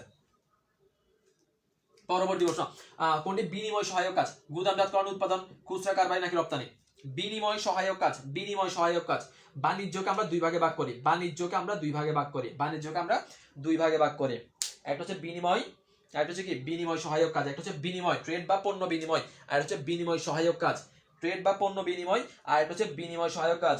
15 কত হবে ভাইয়া, 15 হবে সি নাম্বারটা, হেনরি ফেয়াল। পোর্ট কোক বলছে, কোড বলে নাই। পিইউএসডি সিওআরবি বলে নাই, PODCOC. Planning, organising, directing, coordinating, controlling. 5 ভাগে ভাগ করছে, 5 ভাগে ভাগ করছে। এখানের মধ্যে ঝামেলা, কেউ বলে 16 এ নাম্বারটা, কেউ বলে 16 ডি নাম্বারটা, কেউ বলে এ নাম্বার, কেউ বলে ডি নাম্বার। আপনাকে হচ্ছে সহায়ক কার্যাবলী, সহায়ক কার্যাবলী। বাণিজ্যকে কয় ভাগে ভাগ করা যায়, 2 ভাগে ভাগ করা যায়। একটা হচ্ছে বিনিময়, একটা হচ্ছে কি ভাইয়া বিনিময়, ট্রেড বা পণ্য বিনিময়, ট্রেড বা পণ্য বিনিময়, ট্রেড বা পণ্য বিনিময়। এটা হচ্ছে সহায়ক, সহায়ক কার্যাবলী। এখানের মধ্যে পরিবহন, গুদামজাতকরণ, ব্যাংকিং, বীমা, সবকিছু। তার মানে আমার অ্যান্সার কি ভাইয়া, গুদামজাতকরণ, গুদামজাতকরণ। এই যে রপ্তানি বলতেছেন না, রপ্তানি হচ্ছে বিনিময় বা ট্রেড বা পণ্য বিনিময়, ট্রেড বা পণ্য বিনিময়। আন্তর্জাতিক যেটাকে ভাগ করছে, একটা হচ্ছে দেশের ভিতরে অভ্যন্তরীণ, আর হচ্ছে বাহ্যিক। ভাইয়া বাহ্যিকের মধ্যে কি আছে, বাহ্যিকের মধ্যে আছে ভাইয়া রপ্তানি। এটা বিনিময় আর এটা সহায়ক কার্যাবলী। ঝামেলা লাগাইয়েন না কষ্ট করে। এ নাম্বার, এ নাম্বার, এ নাম্বার। যারা সি নাম্বার আছে, সি নাম্বার খুচরা কারবার। ভাই খুচরা কারবার হচ্ছে কি, পাইকারি, খুচরা। এইগুলো হচ্ছে বিনিময়, বিনিময় কার্যাবলী। আর এটা হচ্ছে সহায়ক কার্যাবলী। বিনিময় কার্যাবলী, সহায়ক কার্যাবলী, দুইটা একই না, দুইটা একই না। 17 নাম্বার প্রশ্ন, 17 নাম্বার প্রশ্ন, 17 নম্বর প্রশ্ন কি বলছে, একটি যৌথ মূলধনী কোম্পানির পরিচালনা পর্ষদ নির্বাচন করে। একটি যৌথ মূলধনী কোম্পানির পরিচালনা পর্ষদ নির্বাচন করা হয় কিসের মাধ্যমে, একটি যৌথ মূলধনী কোম্পানির পরিচালনা পর্ষদ নির্বাচিত হয়। তার মানে যৌথ মূলধনী কোম্পানি পরিচালনা পর্ষদ নির্বাচিত হবে কাদের মাধ্যমে? কাদের মাধ্যমে? সরকার, শেয়ার হোল্ডার, কর্মচারী নয়, কোনোটি নয়। তাহলে সহজ প্রশ্ন, একেবারে সহজ একটা প্রশ্ন, একেবারে সহজ একটা প্রশ্ন, আমরা একটু অ্যান্সার করে ফেলি। বি নাম্বার, ওকে ওকে, ঠিক আছে। তাহলে ভাই এটা পারা যাবে, এটা পারা যাবে। পরিচালনা পর্ষদ নির্বাচিত হয় কার মাধ্যমে ভাইয়া? সেটা হচ্ছে ভাই শেয়ার হোল্ডারদের মাধ্যমে। কাদের মাধ্যমে ভাইয়া? শেয়ার হোল্ডারদের মাধ্যমে। কারণ শেয়ার হোল্ডার হচ্ছে মূলত কোম্পানির মালিক, শেয়ার হোল্ডার হচ্ছে ভাইয়া মূলত কোম্পানির মালিক। এখন এইখানে আপনার আরেকটা প্রশ্ন আছে, এখানে আরেকটা প্রশ্ন আছে যে ভাইয়া কোম্পানির প্রথম শেয়ার হোল্ডার কারা নিযুক্ত করে? কোম্পানি প্রথম শেয়ার হোল্ডার কারা নিযুক্ত করে? সেটা কোনটা ভাইয়া? সেটা হচ্ছে ভাই প্রবর্তকরা। সেটা কারা ভাইয়া? সেটা হচ্ছে ভাই প্রবর্তকরা। কারণ এরা কোম্পানির সূচনা করে, সূচনা করার পর এরা প্রথমবারের মতো শেয়ার হোল্ডারদেরকে নিয়োগ দেয়, দেন পরবর্তীতে যত কাজ সেটা শেয়ার হোল্ডাররা করে। তাহলে ভাইয়া আপনি যে ভাইয়া পরিচালনা পর্ষদ কারা নির্বাচন করবে? Share holder. আর প্রথমবারের মতো শেয়ার হোল্ডার কারা নির্বাচন করবে? সেটা হচ্ছে ভাই প্রবর্তকরা।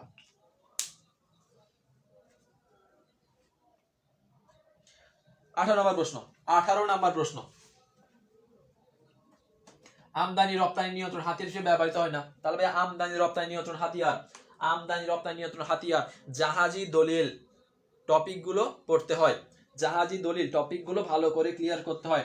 তাহলে নিচের কোনটি আমদানি রপ্তানি নিয়ন্ত্রণে ব্যবহৃত হয় না? এখন উল্টাপাল্টা অ্যান্সার না করে কেউ যদি না জানেন যে ভাইয়া এই যে দলিলগুলো এগুলো আমি জানি না, আপনি আমাকে কমেন্টে জানাবেন, আপনাকে একটা লাইন শিখাবো, ওই লাইন দ্বারা আপনি আমদানি রপ্তানি নিয়ন্ত্রণ হাতিয়ার গুলো শিখে যাবেন। অ্যান্সার কোনটা ভাইয়া? এটার অ্যান্সার কোনটা হবে? 18 নাম্বার প্রশ্ন, 18 নাম্বার প্রশ্ন, আমদানি রপ্তানি নিয়ন্ত্রণে ব্যবহৃত হয় না কোনটা? আমদানি রপ্তানি নিয়ন্ত্রণে ব্যবহৃত হয় না কোনটা? আমদানি রপ্তানি নিয়ন্ত্রণে ব্যবহৃত হয় না কোনটা? সি নাম্বারটা, ডি নাম্বারটা? কোনটা সি বলতেছেন? 18 সি নাম্বার। ওকে, 18 সি হবে নাকি ডি হবে? এই যে ভাই আমরা অনেকেই জানি না, অনেকে আমরা জানি না, অ্যান্সার করে দিচ্ছি মন মতো, যেটা মনে হচ্ছে অ্যান্সার করে দিচ্ছি। সো মন করে অ্যান্সার দিলে হবে না। হারে সোমা বলতেছে সি নাম্বারটা। কাদের পড়াইছি আমি? কাদের পাশে 4 বার নাকি আমি ম্যানেজমেন্ট শেষ করাইছি ভাইয়া?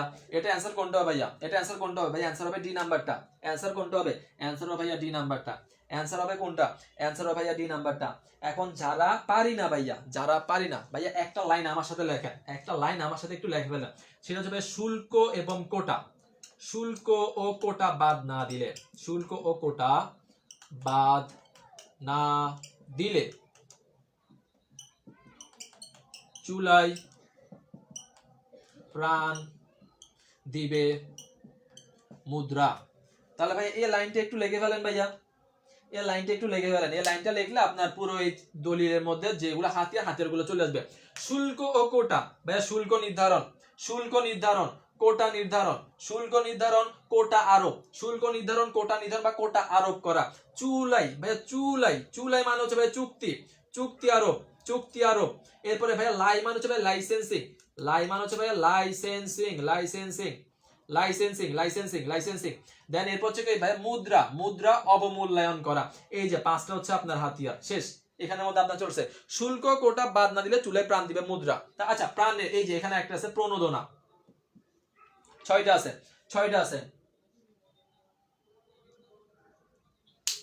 6টা আছে। কয়টা ভাইয়া? 6টা, 6টা ভালো করে ক্লিয়ার করে ফেলেন। শুল্ক কোটা বাদ না দিলে চুলায় প্রাণ দিবে মুদ্রা। এখানে শুল্ক কোটা, চুলার মধ্যে আপনার চুক্তি, লাইসেন্সিং, প্রণোদনা, মুদ্রা, শেষ। তাহলে এখানের মধ্যে আমাদের কোটা আছে, শুল্ক আছে, লাইসেন্সিং আছে, সবগুলো আছে। নাই কোনটা ভাইয়া? মুসল পত্র। তাহলে আমাদের এতটুকু আমাদের অ্যান্সার শেষ। জাস্ট এই লাইনটা ক্লিয়ার করেন, লাইনটা ক্লিয়ার করলে আপনি এরপর থেকে আর কখনো ভুল হবে না। 6 এর প্রবর্তন করেন কেন? আমরা একটু দ্রুত করি, আমরা একটু দ্রুত করে, আমাদের অসংখ্য আরো প্রশ্ন অনেকগুলো আছে। আমরা ম্যানেজমেন্টকে নিয়ে যদি এত সময় লাগাই, আপনারাও এখনো ম্যানেজমেন্টে অনেকগুলো দুর্বলতা আছে, অনেক দুর্বলতা ম্যানেজমেন্টে, অনেক দুর্বলতা ম্যানেজমেন্টে।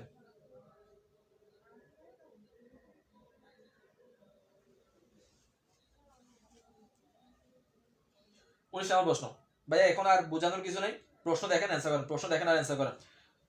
হ্যাঁ, দলিলগুলো এখন এগুলো আমাদের অ্যান্সার করে ফেলি ভাই। 6 এর প্রবর্তন করেন কে?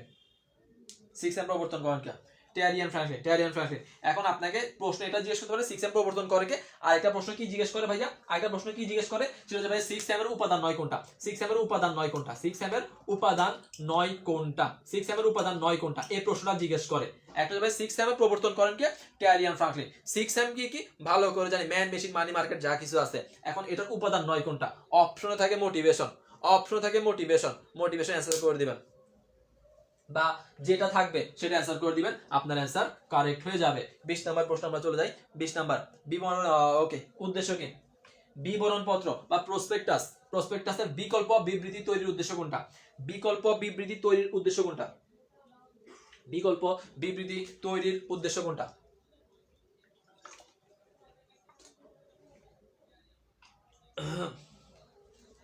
বিকল্প বিবৃতি তৈরির উদ্দেশ্য কোনটা।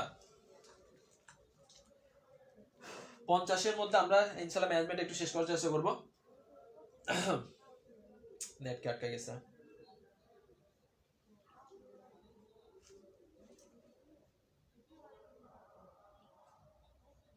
ওকে ভাই, নিবন্ধন জমা দান। ওকে, ডান, ঠিক আছে ভাই। অ্যান্সার কোনটা হবে? অ্যান্সার হবে বি নাম্বারটা, নিবন্ধকের নিকট জমা দান করবে, নিবন্ধকের নিকট জমা দান।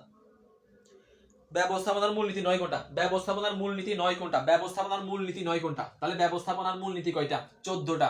এখান থেকে একটা প্রশ্ন জিজ্ঞেস করে 14টার মধ্যে অন্তর্ভুক্ত 9 কোনটা, 14টার অন্তর্ভুক্ত 9 কোনটা। ব্যবস্থাপনার মূলনীতি 9 কোনটা, ব্যবস্থাপনার মূলনীতি 9 কোনটা। কার্য বিভাগ, নিয়ম অনুবর্তিতা, বিকেন্দ্রীকরণ, নাকি কি বলছে পারিশ্রমিক কোনটা ভাইয়া? এখন 21 নাম্বার প্রশ্ন একটু অ্যান্সার করে ফেলেন, আমি পরবর্তী প্রশ্নে চলে যাব। এগুলা বোঝানোর কিছু নাই, 14 নীতি মুখস্থ রাখতে হবে, 14টা নীতি মুখস্থ রাখতে হবে ভালো করে, 14 নীতি ভালো করে মুখস্থ রাখতে হবে। দেন সে অনুযায়ী অপশনের মধ্যে যেটা থাকবে 14টার বাইরে আমি সেটাকে অ্যান্সার করব। তাহলে 14 সি নাম্বার হবে। ওকে ভাই, সি নাম্বারটা ঠিক আছে। ডান। যে ভাইয়া বিকেন্দ্রীকরণ এটা হেনরি ফেয়ালের নীতি নয়, আপনাকে ব্যবস্থাপনার মূলনীতি বলতে পারে, হেনরি ফেয়াল বলতে পারে, যেটাই হোক না কেন একই কথা। তাহলে ভাইয়া বিকেন্দ্রীকরণ নয়, কেন্দ্রীয়করণ ছিল। সাবসিডিয়ারি কোম্পানি বলতে কি বোঝায়? পরবর্তী প্রশ্ন, সাবসিডিয়ারি কোম্পানি বলতে কি বোঝায়? পরবর্তী প্রশ্ন, সাবসিডিয়ারি, নেটে ডিস্টার্ব দিচ্ছে। সাবসিডিয়ারি কোম্পানি বলতে কি বোঝায়? সাবসিডিয়ারি, তাহলে হোল্ডিং কোম্পানি, সাবসিডিয়ারি কোম্পানি, এরপরে বিধিবদ্ধ কোম্পানি, খুবই গুরুত্বপূর্ণ একটা কোম্পানি। বিধিবদ্ধ সংস্থা বলেন বা যা কিছু বলেন না কেন, খুবই গুরুত্বপূর্ণ এটা। 22 নাম্বার প্রশ্ন, নেটে ডিস্টার্ব দিচ্ছে।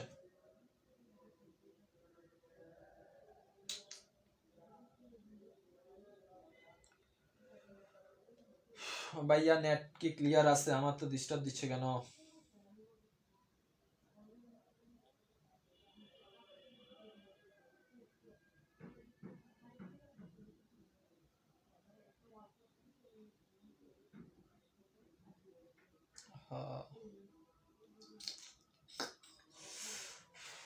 আচ্ছা, নেটে হয়তো একটু সমস্যা, আমার দিচ্ছে নাকি আপনাদেরও দিচ্ছে আমি শিওর না।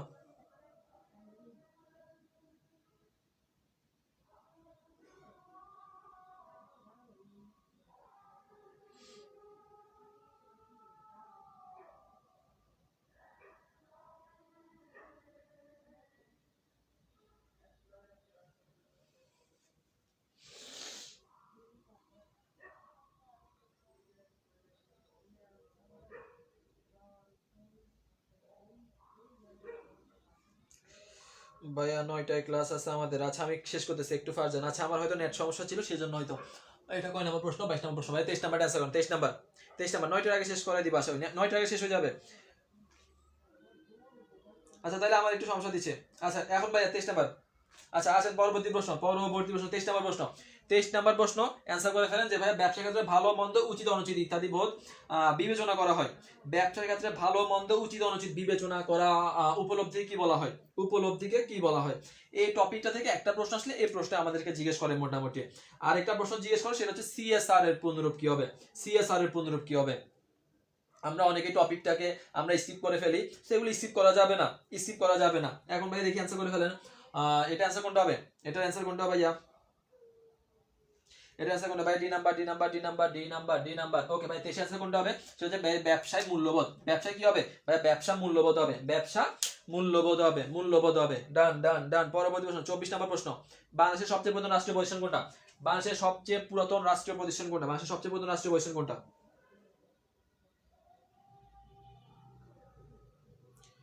বাংলাদেশের সবচেয়ে পুরাতন রাষ্ট্রীয় প্রতিষ্ঠান কোনটা? ভাইয়া এটা কমন একটা প্রশ্ন, রাষ্ট্রীয় প্রতিষ্ঠান কোনটা? বাংলাদেশের সবচেয়ে পুরাতন রাষ্ট্রীয় প্রতিষ্ঠান কোনটা হবে? সবচেয়ে পুরাতন রাষ্ট্রীয় প্রতিষ্ঠান কোনটা? সবচেয়ে পুরাতন রাষ্ট্রীয়, ওকে হ্যাঁ ভাই 23 ডি নাম্বারটা হবে, 23 ডি। পরবর্তী প্রশ্ন, সবচেয়ে পুরাতন রাষ্ট্রীয় প্রতিষ্ঠান কোনটা হবে? সবচেয়ে পুরাতন রাষ্ট্রীয় প্রতিষ্ঠান, সবচেয়ে পুরাতন রাষ্ট্রীয় প্রতিষ্ঠান, তাহলে এর অ্যান্সার কোনটা হবে ভাই? অ্যান্সার হচ্ছে বাংলাদেশ ডাক বিভাগ। অ্যান্সার কোনটা? সেটা হচ্ছে ভাই বাংলাদেশ ডাক বিভাগ। বাংলাদেশ ডাক বিভাগ হচ্ছে সবচেয়ে পুরাতন রাষ্ট্রীয় প্রতিষ্ঠান।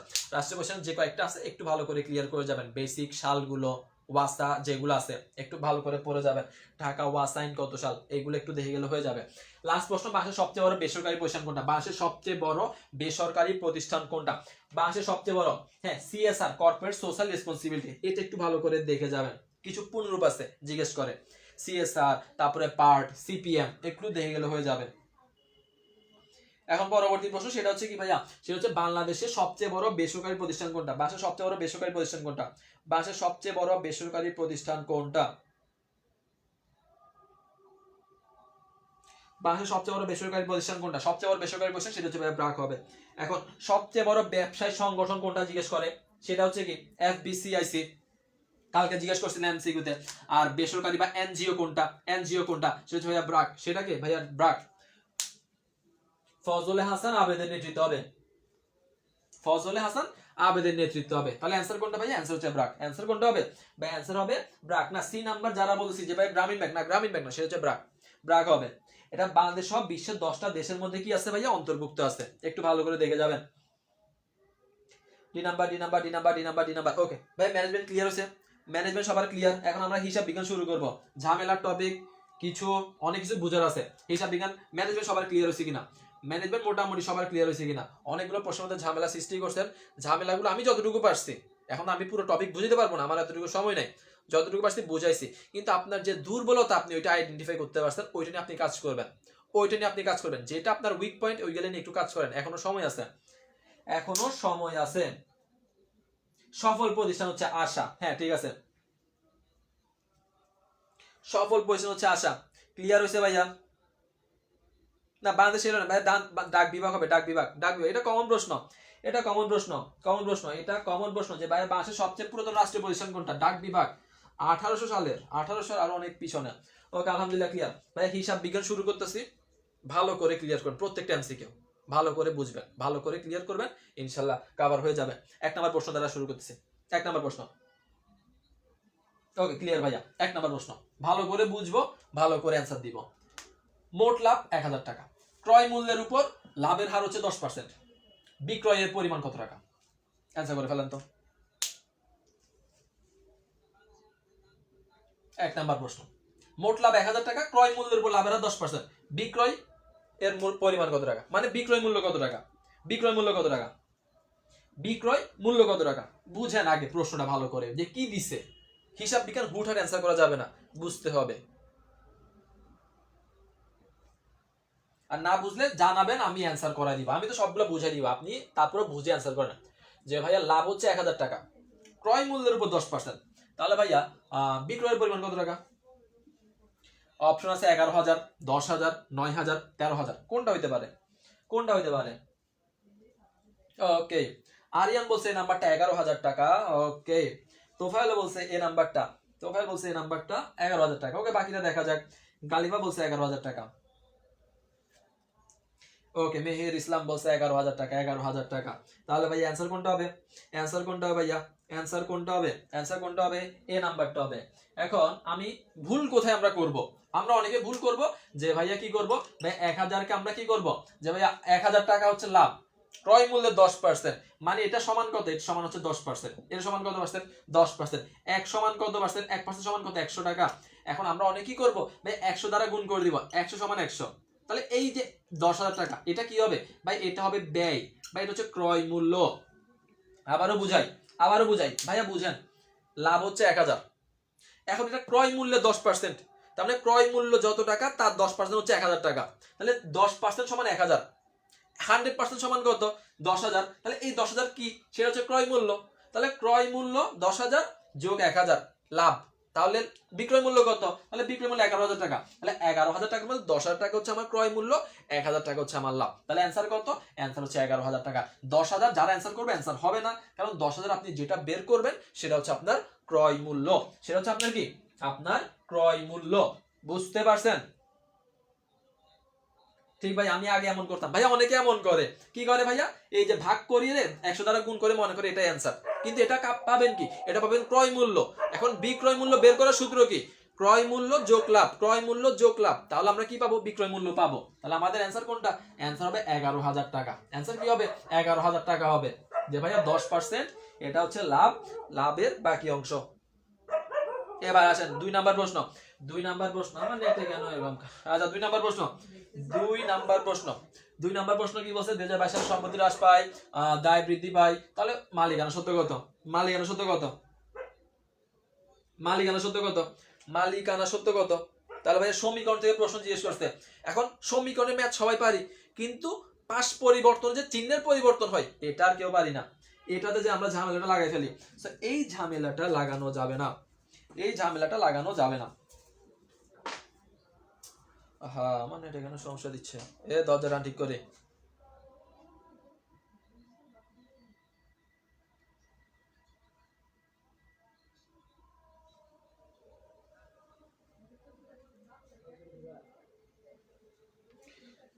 C number, C number, C number, C number, C number, C number, C number, বাকিরা বাকিরা। এই অধ্যায়ের সূত্র না, এই অধ্যায়ের সূত্র অনেক সূত্র। আচ্ছা এটা কি হবে ভাইয়া? 28,000 টাকা। 28,000 তো ভাইয়া বৃদ্ধিও আছে হ্রাস আছে, তাহলে আপনি 28,000 টাকা বললে তো হবে না, আমাকে প্লাস মাইনাস বুঝাইতে হবে। সি নাম্বার, এই যে কেউ বলে সি নাম্বার, সি পাইছি, ডি পাইছি, বি পাইছি, তো এরকম হইলে হবে, এরকম হইলে হবে। আর কয়দিন? আর আর অল্প কিছুদিন, এরপর আমার কি? এরপর আমার অ্যাডমিশন, এরপর আমার রাজশাহী, এরপর আমার কুমিল্লা, এরপর আমার গুচ্ছ। C number, C number, C number. 1 নাম্বারটা আবার বলেন ভাইয়া। ভাইয়া 1 নাম্বারটা হচ্ছে আপনি যে 1,000 টাকা লাভ পাইছেন, এরপর আপনার কি বলছে? ক্রয় মূল্যের 10%। তার মানে আপনার যে ক্রয় মূল্য কত আছে আপনি জানেন না, কিন্তু আপনি জানেন যে 10% লাভ মান হচ্ছে 1,000 টাকা। তার মানে ক্রয় মূল্য কত টাকা? 100%, 100 টাকা। তার মানে 100% সমান কত হয়ে যাবে?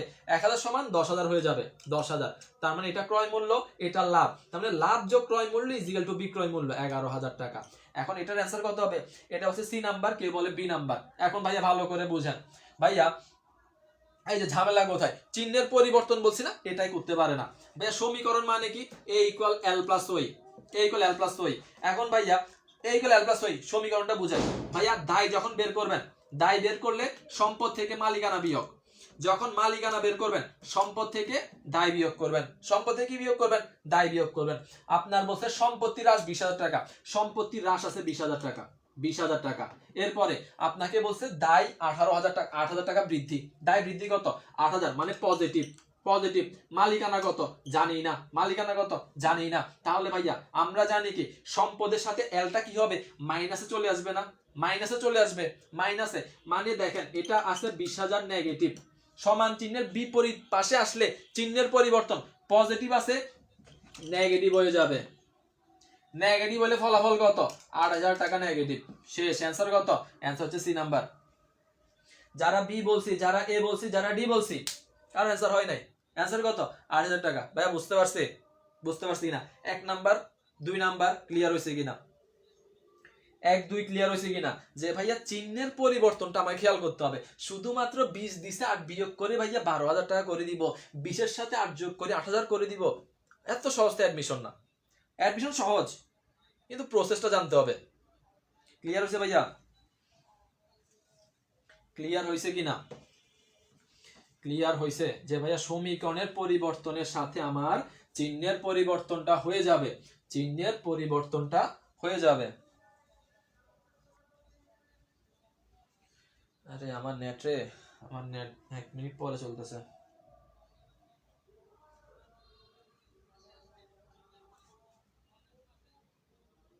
হ্যাঁ, নেগেটিভ 8,000 টাকা।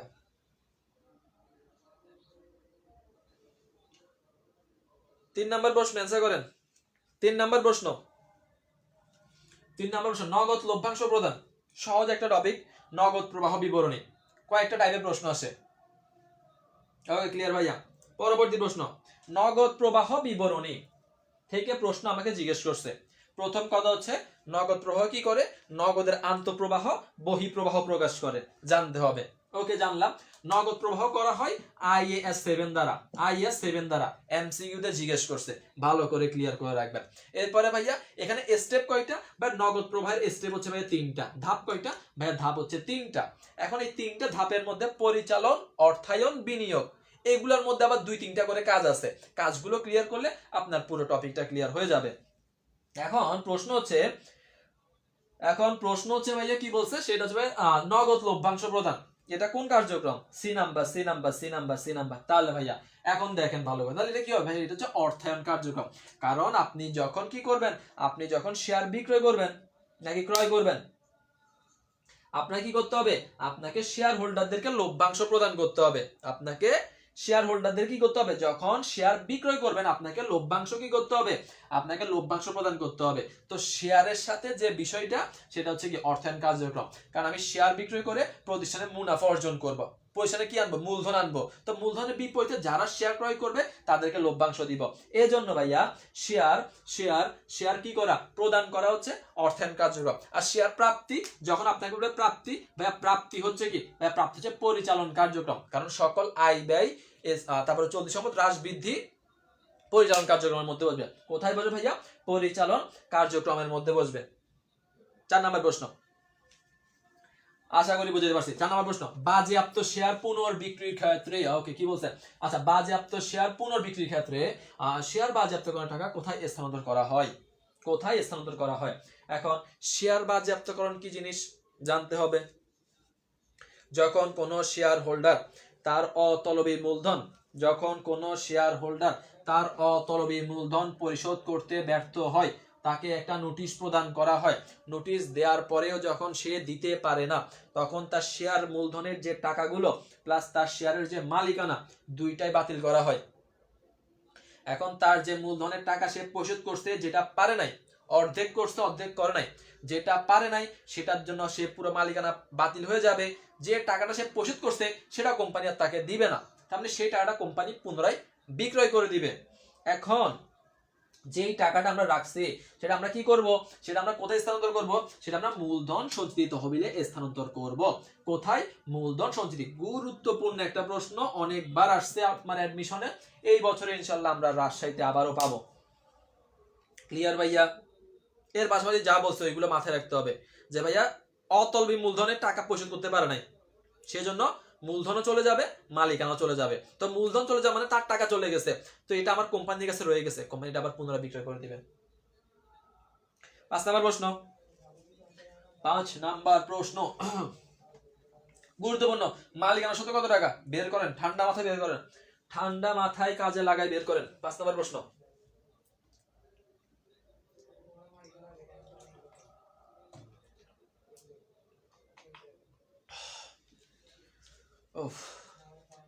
গলা জ্বলতে অবস্থা।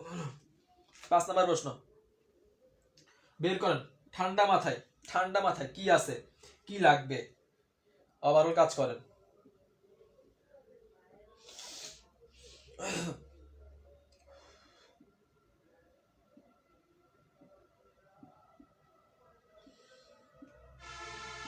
মালিকানা সত্ত্ব কত টাকা হবে, দীর্ঘমেয়াদী ঋণ দিয়ে আছে, স্থায়ী সম্পদ দিয়ে আছে, চলতি দায় দিয়ে আছে, চলতি মূলধন দিয়ে আছে, মালিকানা সত্ত্ব কত টাকা।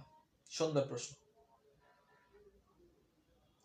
সুন্দর সুন্দর সুন্দর কিউট প্রশ্ন।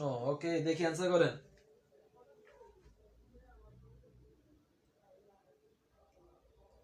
কয়টা বাজে, 9:37 বাজে গেছে। আরো অনেকগুলো প্রশ্ন। 5-এর কথা একজনে মুস্কান বলছে ভাইয়া বি নাম্বারটা 24,000 টাকা। ওকে, বাকিরা দ্রুত করে। জিন্নাত বলছে ডি নাম্বারটা 32,000 টাকা। ওকে, বাকিরা সময় কত সেকেন্ড, 40 সেকেন্ড সর্বোচ্চ 40 সেকেন্ড কাজে লাগাতে পারবেন, এর বেশি পারবেন না।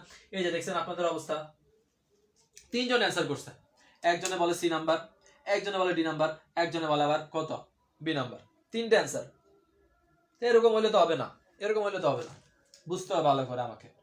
মালিকানা সত্ত্ব কত টাকা, এখন মালিকানা সত্ত্ব মানে কি, সম্পদ মাইনাস দায় ইজিক্যাল টু মালিকানা সত্ত্ব। একবার বুঝাই, ভালো করে বুঝেন। যদি না পারেন, যারা বুঝছেন আলহামদুলিল্লাহ, বুঝলে আপনার অ্যান্সার হচ্ছে কিনা আপনি জানেন না। সম্পদ থেকে দায় বিয়োগ করলে মালিকানা সত্ত্ব, জানি জানি। সম্পদের মধ্যে দীর্ঘমেয়াদী ঋণ দিয়ে আছে, আচ্ছা দীর্ঘমেয়াদী ঋণ দিয়ে আছে, নিট স্থায়ী সম্পদ, স্থায়ী সম্পত্তি দিয়ে আছে কত? স্থায়ী সম্পত্তি দিয়ে আছে ভাই 40,000 টাকা। 40,000 বসাইছি। এখন সম্পদের মধ্যে আরো সম্পদ আসতে পারে। দায়ের মধ্যে এখানে কত দিয়ে আছে? দায়ের মধ্যে এখানে দিয়ে আছে 21,000 টাকা। ওকে, বসাইছি। এরপরে আমার কি দিয়ে আছে? চলতি দায় দিয়ে আছে কত? চলতি দিয়ে আছে 6,000 টাকা। এখন এখানে কি অ্যান্সার করে দিলে হবে? এতটুকু অ্যান্সার করলে হবে না ভাইয়া। এতটুকুতে অ্যান্সার করলে আমি এখানে ধরা খেয়ে যাব। এতটুকুতে অ্যান্সার করলে আমি ধরা খেয়ে যাব। আমাকে ভালো করে খেয়াল করতে হবে ভাইয়া। চলতি মূলধন নামে কিন্তু 5,000 টাকা একটা দেয়া আছে। এখন ভাইয়া এই চলতি মূলধন থেকে আপনাকে চলতি সম্পত্তি বের করতে হবে। ভাই কিভাবে বের করে? ভাইয়া চলতি মূলধনের একটা সূত্র আছে না? চলতি মূলধনের একটা সূত্র আছে কিনা? একটা সূত্র আমরা ভালো করে জানি। চলতি মূলধন মানে ভাইয়া চলতি সম্পদ মাইনাস চলতি দায়। চলতি সম্পদ মাইনাস চলতি দায়। চলতি সম্পদ মাইনাস চলতি দায়। এখন আপনার কি লাগবে? এখন আপনি দেখেন আপনার চলতি মূলধন কত? চলতি মূলধন আছে 5,000, বসাইছেন। চলতি সম্পদ আপনি জানেন না, রেখে দিয়েছেন। চলতি দায় কত টাকা? দায় দিয়ে আছে 6,000 টাকা। দায় কত? 6,000 টাকা। এখন আপনি কি করবেন? আপনার লাগবে সম্পদ, আপনি সম্পদকে রেখে দেন। আপনার এখানে মূলধন আছে 5,000, দায়কে এ পাশে কনভার্ট করে ফেলেন। মাইনাস আছে, এ পাশে আসলে কি হয়ে যাবে? প্লাস 6,000 হয়ে যাবে। আর এখানে কত? এটা চলতি সম্পদ। তাহলে 5-6 মিলে কত হয়ে গেছে? 5-6 মিলে 11,000 টাকা হয়েছে। তাহলে 11,000 টাকা কি? 11,000 টাকা চলতি সম্পদ। তাহলে এখানে আমার কি দিয়ে আছে? স্থায়ী সম্পদ 40,000, চলতি সম্পদ পাইছি কত? 11,000। টোটাল কত ভাইয়া? টোটাল কত হয়েছে ভাইয়া? টোটাল হচ্ছে 51,000 টাকা। সম্পদ 51,000। ভাইয়া দায় কত টাকা? ভাইয়া দায় 21,000 দিয়ে আছে দীর্ঘমেয়াদী ঋণ, আর চলতি দায় দিয়ে আছে ভাইয়া 6,000। তাহলে ভাইয়া দায় কত? ভাইয়া দায় হচ্ছে 27,000 টাকা। তাহলে সম্পদ 51, দায় 27। ভাইয়া পার্থক্য কত? ভাইয়া পার্থক্য হচ্ছে 24,000 টাকা। বুঝতে পারছেন কতটুকু খেলা হচ্ছে আমাদেরকে? বলেন বুঝছেন কিনা? হ্যাঁ 24,000 হবে, 24,000 টাকা হবে। B number. ভাইয়া বুঝছি সবাই? বুঝতে পারছি? বুঝতে পারছি কিনা বলেন? বুঝতে পারছি। সমস্যা কোথায়? এই যে সূত্রটা ভেঙে চলতি সম্পদটা বের করো, আর বাকি সবকিছু প্রশ্নের মধ্যে দেওয়া আছে। আর বাকি সবকিছু আমার প্রশ্নের মধ্যে সুন্দর করে দেয়া আছে। বুঝতে পারছি? 51,000 মাইনাস 27 এগুলো 24,000। হ্যাঁ ঠিক আছে। আমার নেট সমস্যা দিচ্ছে, আমি জানি না আপনাদের দিচ্ছে কিনা। ক্লিয়ার হয়েছে ভাইয়া? ক্লিয়ার হয়েছে কিনা? ওকে বুঝতে পারছি। ওকে বুঝতে পারলে আলহামদুলিল্লাহ, ডান। বুঝতে পারলে আলহামদুলিল্লাহ। আসেন আমি পরবর্তী প্রশ্নে চলে যাই। তাহলে ভাইয়া ভেঙে ভেঙে করতে হবে। যখন উৎপাদন বৃদ্ধি পায়, গুরুত্বপূর্ণ প্রশ্ন। যখন উৎপাদন বৃদ্ধি পায় একক প্রতি পরিবর্তনশীল ব্যয়। এটারও একটা ভিডিও দিছি আমি। স্থায়ী ব্যয়, পরিবর্তনশীল ব্যয়, কয়টা বৈশিষ্ট্য? 4টা বৈশিষ্ট্য। হ্রাস বৃদ্ধির একটা ভিডিও দিছিলাম। এখন বলেন উৎপাদন যদি বৃদ্ধি পায় একক প্রতি পরিবর্তনশীল ব্যয় কি হয় ভাইয়া? কি হয়? আনুপাতিক হারে কি বৃদ্ধি পায়? এরপরে কি বলছে? আনুপাতিক হারে বৃদ্ধি পায় নাকি অধিক হারে বৃদ্ধি পায় নাকি অপরিবর্তিত মানে কি যেমন আছে তেমন সেম থেকে যায়, সেম অথবা স্থির, নাকি হ্রাস পায়?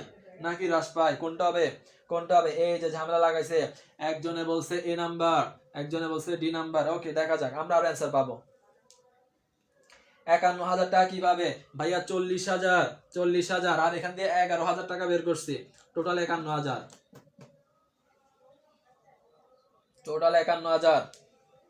এখন বলেন ভাই এটা কি হবে?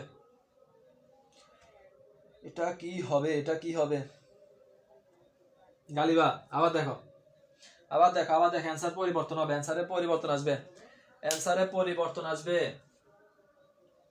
বাকিরা ভাই কত হবে?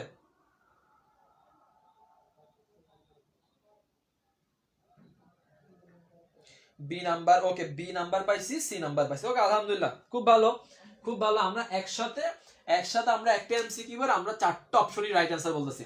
একসাথে আমরা একটা এমসিকিউ এর 4টা অ্যান্সার রাইট বলতেছি। এটা হচ্ছে আমাদের অ্যাডমিশন প্রসেস। তো আপনি কিভাবে আশা করেন আপনি চান্স পাবেন? মানে খারাপ ভাবে নেওয়ার কিছু নেই ভাইয়া, খারাপ ভাবে নেওয়ার কিছু নাই। একটা এমসিকিউ সর্বোচ্চ 2টা অপশনের মধ্যে হয় এটা নাইলে এটা, 4টা অপশন অ্যান্সার চলে আসে, তাহলে কেমনে ভাইয়া, কেমনে আসা কথা?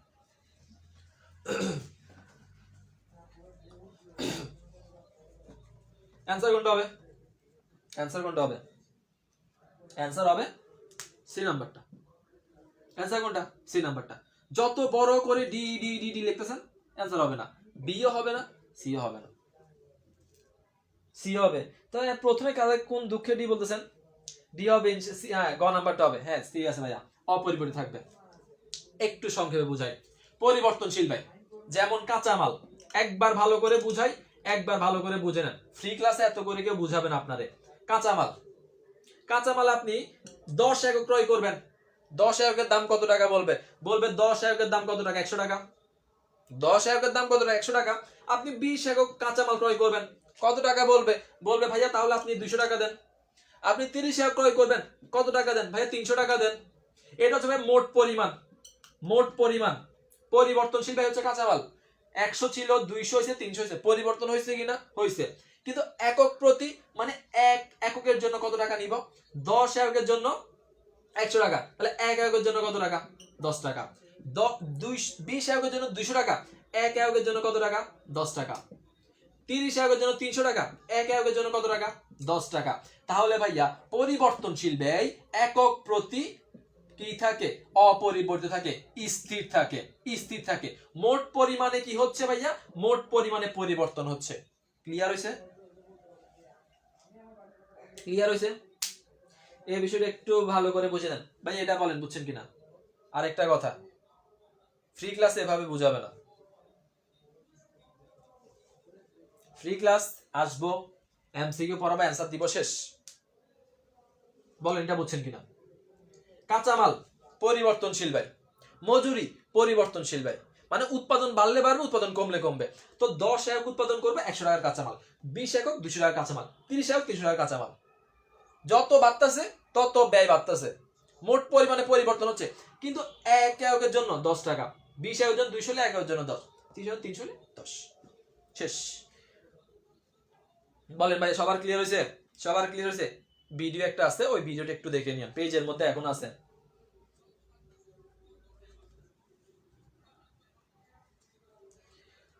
বুঝতে পারছে কিনা বলেন, বুঝতে পারছে কিনা বলেন। এখন এটা বুঝতে গেলে মিনিমাম 5-6 মিনিট লাগবে, কিন্তু ওই 5-6 মিনিট আপনি একটু পেজের মধ্যে আমার অনেকগুলো ভিডিও আছে, অনেকগুলো না ভাইয়া, রিসেন্ট কয়েকটা ভিডিও আছে, ভিডিওটা আপনি একবার দেখে নেবেন, একবার দেখলে দেখবেন বৈশিষ্ট্য সহ সবগুলো বুঝে দিছি, স্থায়ীটা বুঝে দিছি, পরিবর্তনটা বুঝে দিছি।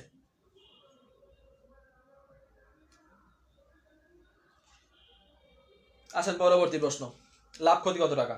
লাভ ক্ষতি কত টাকা? লাভ ক্ষতি কত টাকা?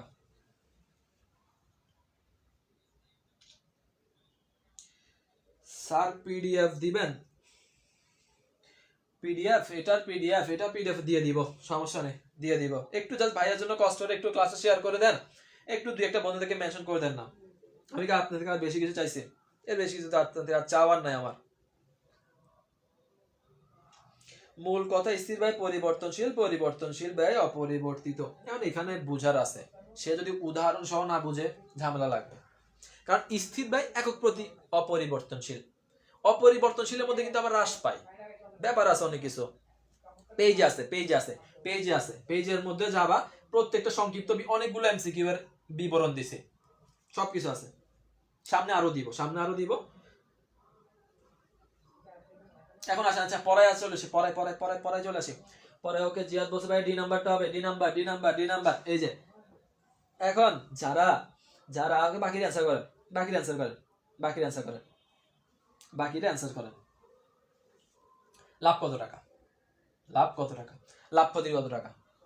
ওকে, অর্পা বলছে আমাকে গ নাম্বারটা, ডি নাম্বারটা, D number, D number, D নাম্বারটা। ওকে সবাই D number, D number, D number, D number, D number. 7.50 টাকা, 7.50 টাকা, 7.50 টাকা, 35, 7.50 টাকা, 7.50 টাকা। বাকিটা বলেন তো ভাইয়া, বাকিটা কত বলবেন? 7.50 টাকায় তো বলবেন। কত বলবেন ভাইয়া? 7.50 টাকা। এখন ভাইয়া একেবারে এখন একটা কথা ভাইয়া, এই যে অ্যান্সারটা করছেন না, আপনি কি ম্যাথটা করছেন নাকি আপনি ডাইরেক্ট বসে অ্যান্সার করছেন? একেবারে মন থেকে বলেন তো ভাইয়া, একেবারে মন থেকে বলেন। মাহফুজ বলছে ভাইয়া বিটা, বি নাম্বারটা মাহফুজ সারা। বাকিটা 7.50 টাকা যারা বলছেন, ম্যাথটা কি আপনি আদৌ করছেন? ম্যাথটা করেন নাই। এই তো ভাইয়া এমসিকিউটা মুখস্থ হয়ে গেছে। আপনাকে কি আমি সেম প্রশ্ন দিছি? এটাই তো সমস্যা। আমি জানি তো যে ভাইয়া সবাই ডিনামা ভাইয়া মুখস্থ হয়ে গেছে, আমি জানি মুখস্থ আছে, কিন্তু আপনাকে আমি 10-এর জায়গায় 20 করে দিছি, আপনি দেখেন নাই। মুখস্থ আমি জানি যে ভাইয়া যারা আছে সবাই ডি নাম্বার মুখস্থ, কিন্তু 10-এর জায়গায় যে 20 করছি, খেয়াল করছেন? খেয়াল করেন নাই, খেয়াল করেন নাই, ঝামেলা লাগছে। অ্যান্সার কত হবে? অ্যান্সার হবে 10 টাকা। কেন যাবে, কেন যাবে ওইটা আপনি ভালো করে জানেন। কেন হবে আপনি সেটা আপনি ফর্মুলা জানেন ভালো করে। প্রশ্নের মধ্যে ছিল 10, আমি করে দিছি 20। আমি জানি সবাই মোস্ট অ্যান্সার করে দিবে সেম প্রশ্ন দেখে, কিন্তু 10-কে 20 খেয়াল করবে না। এখন 10 দ্বারা অ্যান্সার করলে আরো 17.5 টাকা বেড়ে যাবে, অ্যান্সার হবে ক্ষতি 10 টাকা। আচ্ছা, এটা বুঝাই দেওয়া লাগবে। আসেন, প্রথমে আপনাকে খরচটা বের করতে হবে।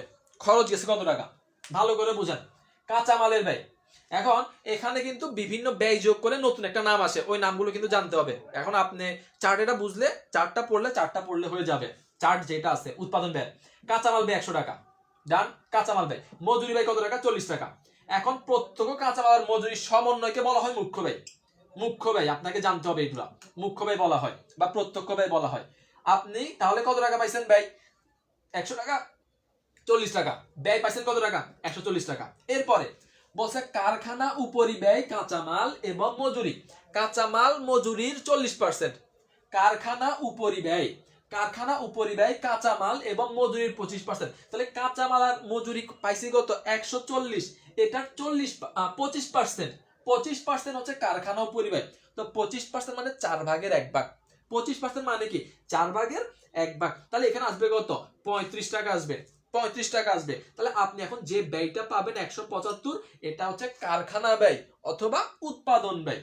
এখন বলছে বিক্রয় প্রশাসনিক উপরি খরচের, বিক্রয় প্রশাসনিক উপরি খরচ উৎপাদন খরচের 20%। এখন আপনাকে কি বলছি যে আপনি প্রত্যক্ষ পরোক্ষ যোগ করলে আপনি যেটা পাবেন সেটা নাম হচ্ছে উৎপাদন ব্যয়। এই উৎপাদন ব্যয়ের কত পার্সেন্ট? বলছে 20%। এখন আমরা যারা মুখস্থ অ্যান্সার করছি, আমাদের প্রশ্ন ছিল এটা 10%, কিন্তু এটা হয়ে গেছে 20%। 20% হইলে এখানে আরো 35 টাকা আসবে, মানে 175-এ কত পার্সেন্ট করবেন? 20% করবেন। 17.5, 17.5, 17 34 ইজিক্যাল টু 35। তাহলে আপনার টোটাল ব্যয় কত হয়েছে? টোটাল ব্যয় হচ্ছে 210 টাকা, কিন্তু আপনি বিক্রয় করছেন 200 টাকা। তাহলে আপনি যদি বিক্রয় করেন 200 টাকা, আপনার লস আছে কত? লস আছে 10 টাকা। অ্যান্সার হচ্ছে 10 টাকা। বুঝাই দিছি, বুঝছেন এবার? সো পারি, আমরা পারি, কিন্তু প্রশ্ন পড়তে হবে। যতই পারি না কেন প্রশ্ন পড়তে হবে, এটাই হচ্ছে শিক্ষা। বলেন বুঝতে পারছি সবাই? বুঝতে পারছি সবাই? বুঝতে পারছি কিনা? বুঝতে পারছি কিনা? কোর্সের ব্যাপারে কি একজন জিজ্ঞেস করছিলেন যে ভাই কোর্সে এখন এনরোল করা যাবে কিনা? ভাই আপনাকে আমি এখন পেইড ব্যাচের বলতে আপনি শুধুমাত্র রেকর্ড ক্লাসটা নিতে পারবেন। রেকর্ড ক্লাসটা নিতে পারবেন, অনেকেই নিচ্ছে। অ্যাকাউন্টিং এর জন্য 12টা ক্লাস দিব, 12টার মধ্যে আপনি 16 থেকে 17টা টপিক অ্যাডমিশনের জন্য আপনি রেকর্ড ক্লাসটা পেয়ে যাবেন। একসাথে পেয়ে দিব, একসাথে আপনি অ্যাডমিশন আপনাকে একসাথে দিয়ে দিব। জি বুঝতে পারছি। একটু চালাকি আপনি গলায় দৌড়ে দিয়েছেন, আমি চালাকি করছি, আপনি গলায় দৌড় দিয়েছেন, এটা আপনার দোষ। ওকে ক্লিয়ার ভাইয়া, পরবর্তী প্রশ্ন। হ্যাঁ বলছি ভাইয়া, কোর্স এনরোল করা যাবে ভাইয়া। আপনি যদি এক্সাম বেচও চলতেছে, এক্সাম বেচ আছে প্লাস রেকর্ড, দুইটা চলতেছে, এক্সাম প্লাস রেকর্ড দুইটা একসাথে চলতেছে। এখন আপনার যেটা ভালো মনে হয়, শুধু এক্সাম বেচ মাত্র 200 টাকা রাখা হচ্ছে, রেকর্ড সহ রেকর্ড শ কত টাকা? রেকর্ড শ আপনার 399 টাকা রাখা হচ্ছে। এটার ফি ছিল 599 টাকা। যদিও আমার এটা পছন্দ না যে ভাইয়া ফ্রি ক্লাস করাইতে আসবো এখানে আবার কোর্সের বিজ্ঞাপন দিব, এটা আমার পছন্দ না। বাট কেউ যদি জিজ্ঞেস করে দেন আপনাকে বললাম। এছাড়া আমরা এগুলো করি না, যে ভর্তি হবে সে ভর্তি হবে, বাট বিজ্ঞাপন দেওয়ার জন্য আসি না। ফ্রি ক্লাস কিছু শেখানোর জন্য, কিছু দেখানোর জন্য আসি। ওকে, বুঝতে পারছেন। এখন এরা বলেন মুদ্রাস্ফীতির সময় কর এড়ানোর সুযোগ আছে, এটার উপর একটা ভিডিও আছে। আলহামদুলিল্লাহ ভিডিওটা প্রচুর মার্কেটে গেছে, মোটামুটি 36K পর্যন্ত ভিউজ পাইলাম এখন পর্যন্ত, অনেকে শেয়ার দিছে আলহামদুলিল্লাহ। এটার উপর একটা ভিডিও আছে। আমরা জানি স্টুডেন্টদের কোথায় ঝামেলাটা লাগবে, স্টুডেন্টদের কোথায় ঝামেলা। এক্সাম বেচের ডিটেল কি দিবেন ভাই? এক্সাম বেচের ডিটেল হচ্ছে আপনার গ্রুপ, আপনাকে টপিক ভিত্তিক আমরা কি নিব, টপিক ভিত্তিক আমরা এক্সাম নিচ্ছি। টপিক ভাগ করে দিব আপনার বাংলার উপর, ইংরেজির উপর, এরপরে ম্যানেজমেন্ট, অ্যাকাউন্টিং এবং আরেকটা হচ্ছে কি ফাইন্যান্স এবং মার্কেটিং, টপিক ভিত্তিক। তো টপিক ভিত্তিক এক্সাম চলতেছে, 10টা করে থাকবে, 10টা করে। দেন আপনাকে আরইউ এর জন্য কিছু মডেল টেস্ট নিব, দেন আপনাকে কুমিল্লার জন্য কিছু মডেল টেস্ট নিব। আচ্ছা, এটা কি হবে ভাইয়া? এটা হবে B number, B number, B number, B number. Okay, LIFO হবে, লিফো হবে, বোঝানোর কিছু নাই, বোঝানোর কিছু নাই ভাইয়া। ফ্রি এক্সাম, হ্যাঁ ফ্রি এক্সাম হচ্ছে ভাইয়া, এটা ফ্রি এক্সাম তো নিবই, বাট বেচ তো বেচ, বুঝেন তো। ফ্রি আর বেচের তো আলাদা একটা বিষয় আছে। ফ্রি চলবে, সমস্যা নেই। আচ্ছা, পরবর্তী প্রশ্ন, ব্যাংক সম্বন্ধে। ওকে, এটার উপরেও ভিডিও আছে, এটার উপরেও আমি এমসিকিউ দিছি, এমসিকিউ আমি ক্লিয়ার করাইছি। অ্যান্সার করেন। ব্যাংক সমন্বয় বিবরণী যে দফার জন্য আমানতকারী সমন্বয় দাখিলা দিতে হয় তা হলো ভাইয়া এক্সামের রুটিন। এক্সামের রুটিনটা পেজের মধ্যে আছে, এক্সামের রুটিনটা পেজের মধ্যে আছে। আর ফ্রি এক্সামের কথা যেটা বলতেছেন ভাইয়া, ফ্রি এক্সামের কোনো রুটিন নাই। যেদিন ক্লাস হবে, ক্লাস শেষ হওয়ার পর পরই পরীক্ষা, 12টা পর্যন্ত দিতে পারবেন। আর ভাইয়া পেইড ব্যাচের জন্য পেইড ব্যাচের রুটিনটা পেজের মধ্যে দেওয়া আছে। এটা কোনটা হবে?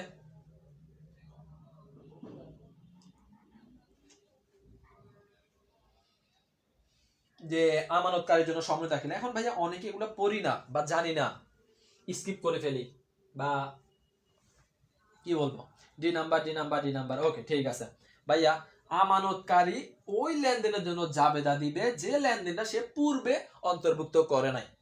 বকেয়া চেক ইস্যু করছিলাম, অন্তর্ভুক্ত করে ফেলছি।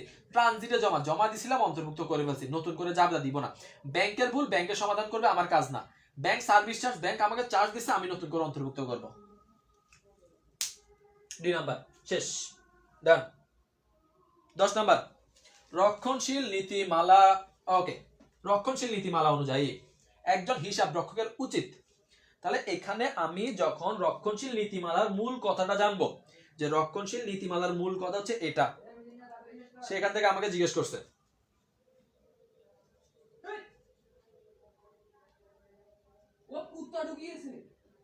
অ্যান্সার করেন। রক্ষণশীল নীতিমালা অনুযায়ী একজন হিসাব রক্ষকের উচিত কোনটা? রক্ষণশীল নীতিমালা অনুযায়ী একজন হিসাব রক্ষকের উচিত কোনটা?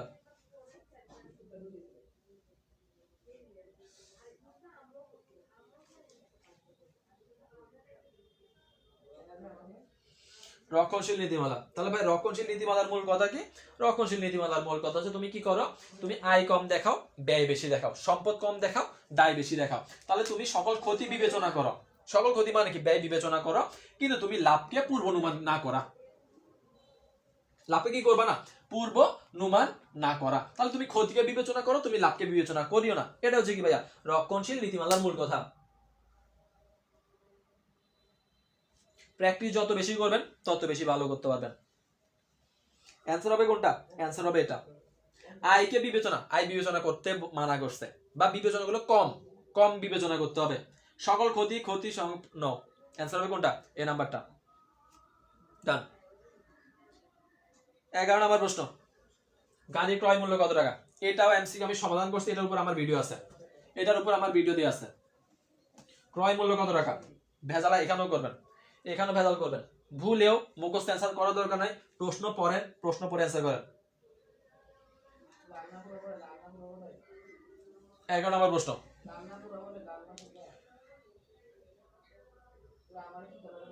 11 নম্বর প্রশ্ন,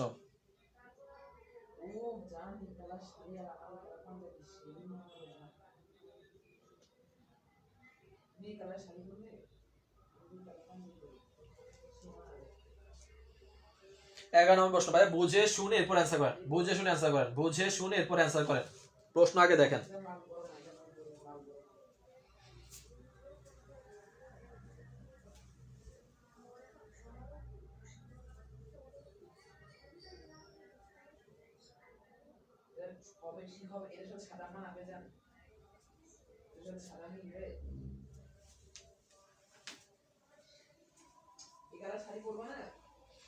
বুঝে শুনে অ্যান্সার করেন যে ভাইয়া গাড়ির ক্রয় মূল্য কত টাকা, গাড়ির ক্রয় মূল্য কত টাকা, ক্রয় মূল্য কত টাকা, কত হবে 11 এ হবে এ হবে এ হবে এ হবে এ হবে 320, 320 এ হবে নাকি বি হবে, এ হবে নাকি বি হবে, এ হবে নাকি বি হবে, কোনটা হবে কোনটা হবে, এ নাম্বারটা হবে এ নাম্বারটা হবে। ভালো করে বুঝেন।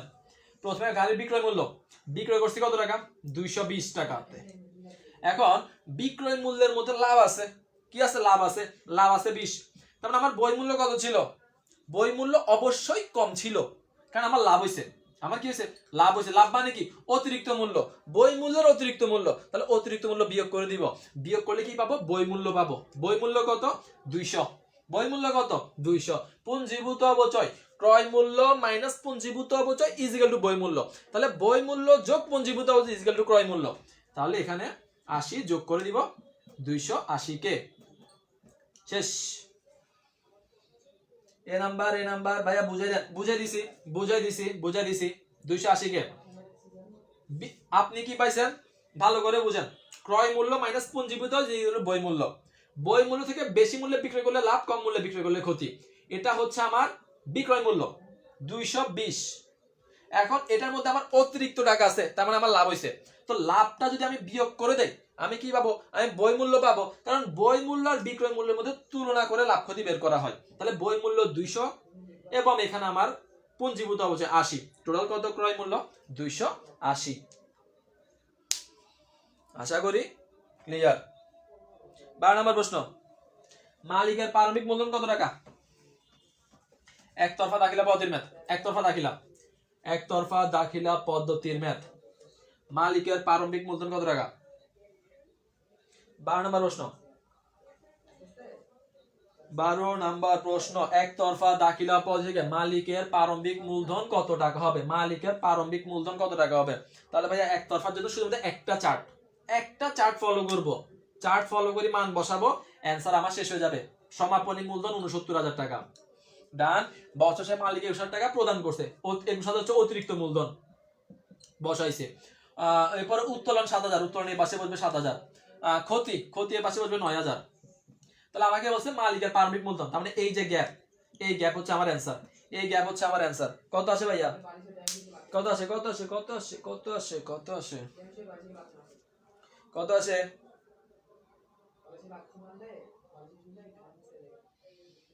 কত আসে, কত আসবে 46,000 টাকা আসবে মনে হয়, 46 আসতে পারে। 69, 69 এখানে 78, 79, 80, 81, 82, 83, 84, 85, 21, কত আসে, আচ্ছা 64,000 আসবে। আচ্ছা এই নাম্বারটা, একটা চার্ট 1 মার্ক কমন, একটা চার্ট 1 মার্ক কমন, কুরিন বুঝি না, একটা চার্ট 1 মার্ক কমন, 64,000 টাকা, 64,000 টাকা, 64,000 টাকা। ওকে ডান। তাহলে ভাই এটা বোঝানো লাগবে না, এটা বোঝানো আশা করি লাগবে না। অ্যান্সার কত, এ নাম্বারটা, এ নাম্বার হবে, এ নাম্বার। বাকিরা ভাইয়া যদি না পারি কিচ্ছু করার নাই, চার্ট এটা ফলো করলে হয়ে যাবে। এখানে বসে প্রারম্ভিক মূলধন, অতিরিক্ত মূলধন, লাভ, ওইখানে বসে সম্পন্ন মূলধন, উত্তোলন, ক্ষতি, শেষ। 13 নাম্বার প্রশ্ন, 13 নাম্বার প্রশ্ন, 13 নাম্বার প্রশ্ন। এটা কোন ধরনের ভুল, অনেক ঝামেলা লাগছে এগুলা নিয়ে। এটা কোন ধরনের ভুল, ঝামেলা শেষ নাই, ঝামেলার এটা নিয়ে শেষ নাই। কয়টা বাজে, 9:30 পরীক্ষা দিয়ে বলছিলাম, কয়টা বাজে 9:02 বাজে। হা দ্রুত করেন, হিসাব বিজ্ঞান বুঝাইতে আসলে ঝামেলা, হিসাব বিজ্ঞান বুঝাইতে আসলে প্রচুর টাইম লাগে, দ্রুত করি ভাইয়া। 13 নম্বর প্রশ্ন, এতে না পড়িয়ে হুটহাট অ্যান্সার করে দিলে তো হবে না। 13 ডি নাম্বার, এ নাম্বার লাগাইছে ভেজাল। কিছুদিন আগে এক্সাম দিছি না, এক্সামে দিছিল বে দাখিলার ভুল, ঝামেলা লাগাইছেন। যদিও বাড়িতে ছিলাম নাকি এখানে ছিলাম, এটার উপরে এমসিকিউ দিছিলাম তো মনে হয়, এটার উপরে হয়তো আমি এমসিকিউ ক্লিয়ার করেছি, খেয়াল নাই, বাট বুঝতে হবে। প্রশ্ন দেখেন, বি নাম্বার ওকে, রোহান বলছে বি নাম্বার, মুস্কান বলছে বি নাম্বার, বাকিরা কেউ বলছে ডি নাম্বার, কেউ বলছে এ নাম্বার। ওকে, আমাদেরকে ইকরাম বলছে আবার সি নাম্বার। তাহলে মোটামুটি আমরা সবগুলো অ্যান্সার পেয়ে গেছি, খুব ভালো। ভাইয়া, একজন আসবাবপত্র ব্যবসায়ী 50,000 টাকা দিয়ে আসবাবপত্র ক্রয় করছে। কত টাকা দিয়ে ক্রয় করছে আমার দেখার দরকার নাই, আপাতত দেখার দরকার নাই। আসবাবপত্র ব্যবসায়ী আসবাবপত্র ক্রয় করছে। এখন সে আসবাবপত্র ক্রয় করলে সে কি করবে? ক্রয় হিসাবে লিখবে, সে ক্রয় হিসাবে লিখছে, তাহলে মোটামুটি ঠিক আছে। এখন ভাইয়া সে 50,000 টাকা দিয়ে আসবাবপত্র ক্রয় করছে। সে ক্রয় করছে মানে কাঁচামালেই সে অন্তর্ভুক্ত করছে, তাহলে এটা কোনো ভুল হয় নাই, এক প্রকারের অ্যান্সার এটা ঠিক আছে। নীতিগত ভুল যারা অ্যান্সার করছে নীতিগত হবে না, কারণ সে আসবাবপত্র ব্যবসায়ী, সে ক্রয় হিসাবে লিখছে, তাহলে এটা বাদ। বেদাখিলা হবে না, কারণ সে আমার মুনাফাকে মুনাফাতে লিখছে, সে আসবাবপত্রকে যেহেতু ক্রয় মূল্য, আসবাবপত্র যেহেতু তার জন্য ব্যয়, সে ব্যয়ের মধ্যে অন্তর্ভুক্ত করছে, বেদাখিলা বলা যাবে না। এখন ঝামেলা কোথায় ভাইয়া? নতুন করে যেটা যুক্ত হয়েছে, 50,000 টাকাকে 60,000 টাকা লিখছে, শেষ। আর বোঝানো লাগবে? 50,000 টাকা 60,000 লিখছে, তার মানে ভুলটা করছে কোথায়? ভুলটা করছে এখানে। কোনো ভুল হয়নি তখন অ্যান্সার করতে পারবো যখন টাকা অনুপস্থিত থাকবে, কোনো ভুল হয়নি তখন অ্যান্সার করতে পারবো যখন কোনো টাকা থাকবে না। কিন্তু এখানে টাকা উল্লেখ করেছে, 50,000কে 60,000 টাকা লিখছে। টাকার অঙ্ক কম বা বেশি লেখার নাম বলছে লেখার ভুল, অ্যান্সার হচ্ছে বি নাম্বার। মুস্কান ঠিক করছে, আরেকজন ছিল, ওই দুইজন, এটা ঠিক আছে। বাকিদেরকে আর বিশ্বাস করে লাভ নাই, তার মানে ভাইয়া মূলধন মুনাফা, আসবাবপত্র ব্যবসায় আসবাবপত্র ক্রয় করে যদি সম্পদ লিখতো, নীতিগত ভুল। আসবাবপত্র ব্যবসায়ী আসবাবপত্র ক্রয় করে ক্রয় হিসেবে লিখছে, কোনো ভুল হয়নি। আসবাবপত্র ব্যবসায়ী আসবাবপত্র ক্রয় করে যন্ত্রপাতি লিখছে, বেদাখিলার ভুল। আসবাবপত্র ব্যবসায়ী 50,000 টাকা দিয়ে ক্রয় করে 40,000 লিখছে, 60,000 লিখছে, লেখার ভুল, শেষ। নীতিগত ভুল নিয়ে যদি ভবিষ্যতে আর ভুল করেন, আমার আর কিচ্ছু করার নাই।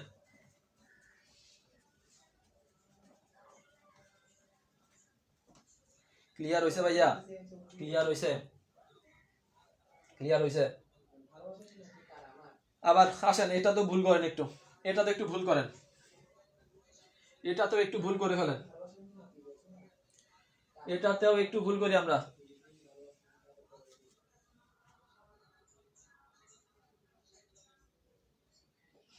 এটাতে আমরা একটু ভুল করি সবাই, এটাতেও একটু আমরা সবাই ভুল করি। বলছে মোট মজুরি কত টাকা, বকেয়া মজুরি কত টাকা, মোট কত টাকা, বকেয়া কত টাকা।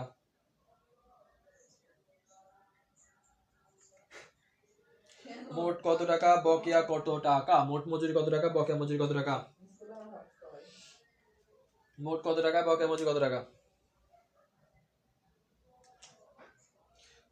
কত টাকা। নেট সমস্যা দেয়।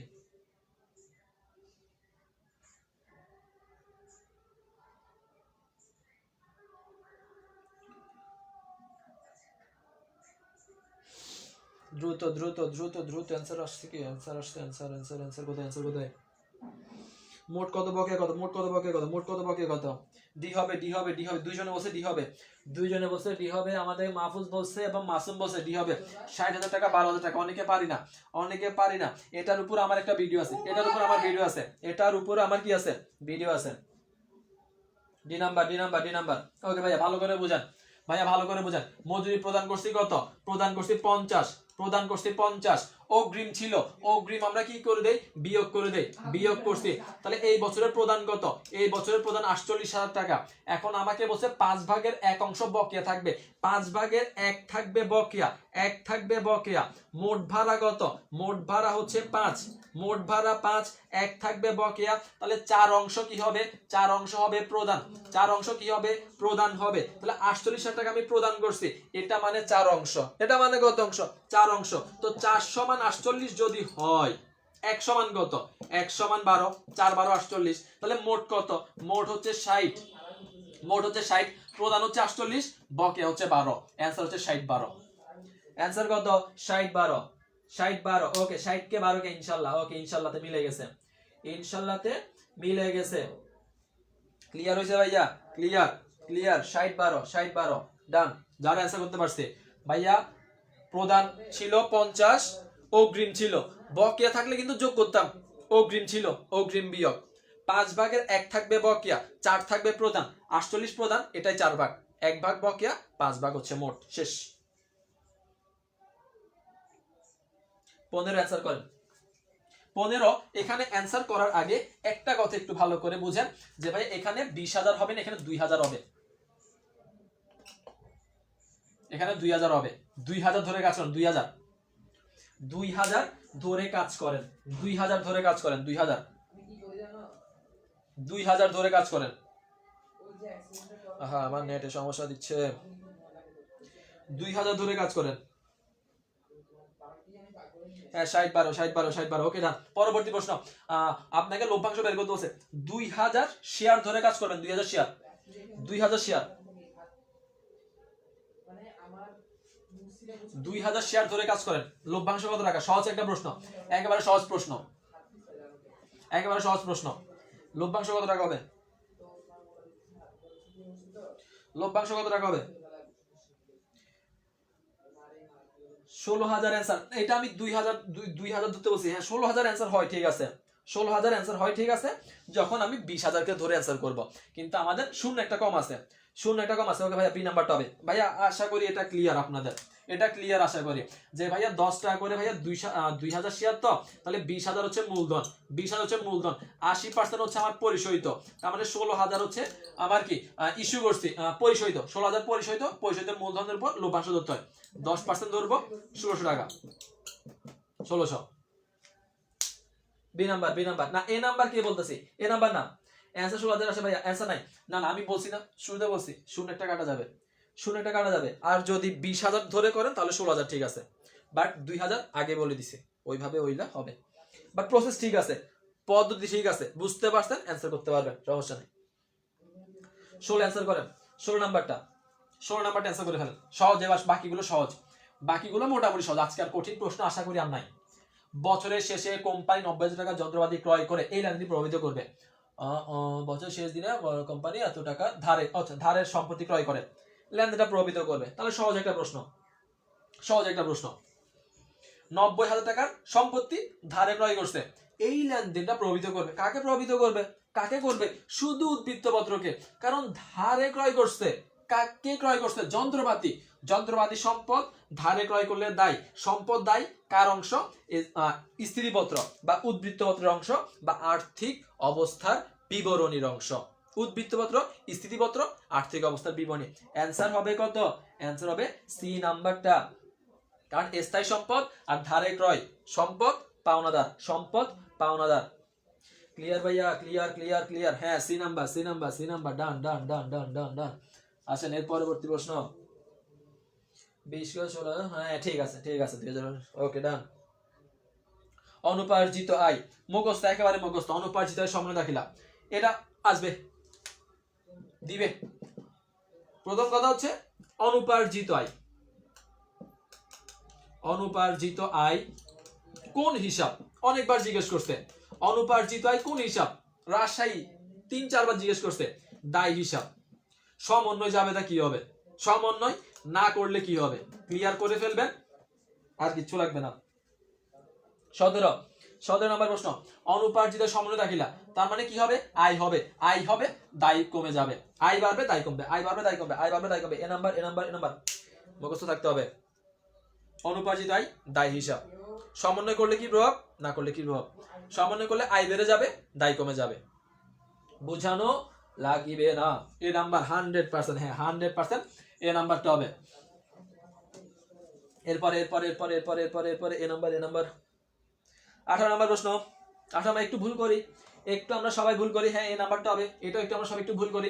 সমন্বয় দাখিলা কি হবে, এটা আমরা একটু সবাই মিলে ভুল করে ফেলি। এটা একটু আমরা সবাই মিলে ভুল করে ফেলি। 18 নাম্বার প্রশ্ন। খতিয়ানের রেওয়া মিলে ব্যয় হিসাব 6000 টাকা দেখানো হয়েছে, বছরে শেষে 2000 টাকা সোমবার হাতে রয়েছে, তাহলে কি হবে? 18 নাম্বার প্রশ্ন, সবাই ভুল করি। 18 নাম্বার প্রশ্ন, 18 নাম্বার প্রশ্ন, 18 নাম্বার প্রশ্ন, 18 নাম্বার প্রশ্ন। হ্যাঁ, দায় হিসাব, দায় সমন্বয়ের প্রভাব, সমন্বয় না করলে কি প্রভাব, ক্লিয়ার করেন। সব এইখান থেকে দিবে। অনুপার্জিত আয়, অনার্জিত আয় জিজ্ঞেস করবে। আহারে মাহফুজ, আমি ক্লিয়ার করছিলাম তোমারে। তুমি কখন ম্যাচ দিছিলা? সন্ধ্যার আরো আগে আমি বলছিলাম ভাইয়া কি হবে, বি হবে ভাইয়া। তোফায়েল বলছে সি নাম্বারটা হবে। এই যে বি হবে নাকি সি হবে? ঝামেলা লাগছে না? ঝামেলা লাগছে। কেন লাগে? কারণ আমরা একই প্রথার মধ্যে অন্তর্ভুক্ত, যা পড়ছি মনে করি ওইটাই হবে সব সময়। কিন্তু না ভাইয়া, কিন্তু না, আমাকে বুঝতে হবে কখন কোন জাবেদা দিব। যখন আজকের পর্যায়ে তার ভুলটা না হয়, যখন রেওয়া মিলে ব্যয় থাকবে, যখন রেওয়া মিলে ব্যয় অন্তর্ভুক্ত থাকবে, তখন জাবেদা দিব সম্পদের। যখন সম্পদ অন্তর্ভুক্ত থাকবে, তখন জাবেদা দিব কার? জাবেদা দিব ব্যয়ের। আমার প্রশ্নের মধ্যে ব্যয় অন্তর্ভুক্ত আছে, আমার সমন্বয় হবে সম্পদের। আমার যদি বলতো শুধুমাত্র সম্ভার, ব্যয় না, শুধু সম্ভার, তখন আমি জাবেদা দিতাম এটার। দুইটার জন্য দুইটা আলাদা। ব্যয় থাকলে সম্পদ থাকলে ব্যয়। ভালো করে মাথায় রাখেন, আর বেশি কিছু মাথায় রাখা লাগবে না। জাস্ট খেয়াল করবেন ব্যয় আছে নাকি সম্পদ আছে। এখানে ব্যয় বলছে, তাহলে ব্যয় বলে সম্পদের সমন্বয়। এখানে সম্পদ বলছে, তাহলে ব্যয়ের সমন্বয়। শেষ। কপিরাইট নবায়ন ফি, এটা কি বোঝানো লাগবে? এটা বোঝানোর কিছু নাই। এটা কি হবে ভাইয়া? কপিরাইট নবায়ন ফি কোন জাতীয় খরচ? কপিরাইট নবায়ন ফি কোন জাতীয় খরচ ভাইয়া? কপিরাইট নবায়ন ফি কোন জাতীয় খরচ ভাইয়া? মূলধন জাতীয় খরচ। একবার করে নিব, বারবার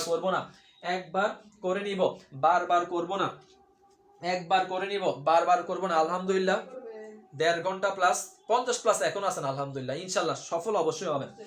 কষ্ট করেন, আমি কষ্ট করতেছি, আপনি আমার সাথে কষ্ট করেন, ইনশাল্লাহ সফলতা অবশ্যই আসবে, আলহামদুলিল্লাহ। তাহলে এটা কি হবে? এটা মূলধন জাতীয় খরচ হবে। বোঝানোর এখানে কিচ্ছু নাই। কর্পোরেট নবায়ন ফি। লাস্ট, রেওয়া মিলে ডেবিট কলামে বসে কোনটা? এখন ভাইয়া এখান থেকে আমি 3টা প্রশ্ন আপনাকে বলে দিই। এখান থেকে আমি কিছু প্রশ্ন বলতে আপনাকে জিজ্ঞেস করে ডেবিট জের কোনটা, ক্রেডিট জের, ডেবিটে বসবে কোনটা, ক্রেডিটে বসবে কোনটা। শেষ। এই 3 রকমের প্রশ্নের মধ্যে একটা প্রশ্ন অ্যাডমিশন আসে। লাস্ট প্রশ্ন 20 নাম্বার প্রশ্ন। ওকে 19 এর বি। ভাই এই নিয়ম ব্যবহার করা হয় না। ভাই বুঝি নাই ভাই, আপনি শর্টকাটের ক্ষেত্রে ওইটা মাথায় রাখেন না, কারণ ম্যাক্সিমাম আমরা যেটা ভুল করে। 20 নাম্বার প্রশ্ন, 20 নাম্বার অ্যান্সার কোনটা হবে? ডেবিট, রেওয়া মিলে ডেবিট কলামে রাখা হয়। মূলধন ক্রেডিট, পাওনাদার ক্রেডিট, কুঋণ সঞ্চিতি বিপরীত সম্পত্তি ক্রেডিট, পাওনাদারের বার্তা সঞ্চিতি বিপরীত দায় ডেবিট। 2 নাম্বার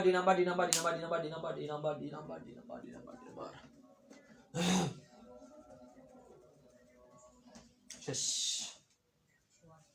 2 নাম্বার বলেন শুরু থেকে শেষ যারা ক্লাস করছে, অনেকে নতুন, আমি আজকে দেখলাম অনেকে নতুন।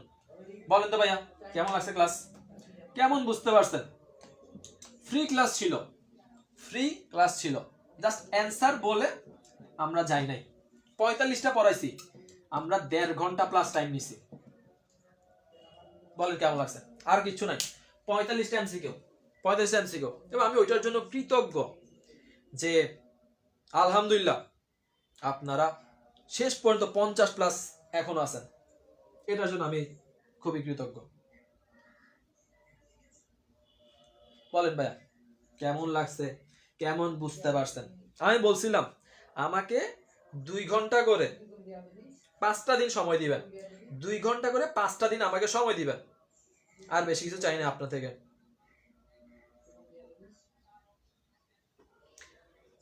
অনেক ভালো লাগছে ভাইয়া, আলহামদুলিল্লাহ। ভাইয়া রেওয়া মিলার ব্যাংক সমন্বয় বিবরণী একটু ক্লিয়ার করে প্লিজ। রেওয়া মিলার ভাই ব্যাংক সমন্বয় এগুলো অনেক বড় টপিক, ফ্রি ক্লাস আসলে এখন তো ওইভাবে দেওয়া হচ্ছে না, মানে টপিক ভিত্তিক ফ্রি ক্লাস আপাতত দিচ্ছি না, কারণ এখন তো আর ওইরকম সময় না আমাদের।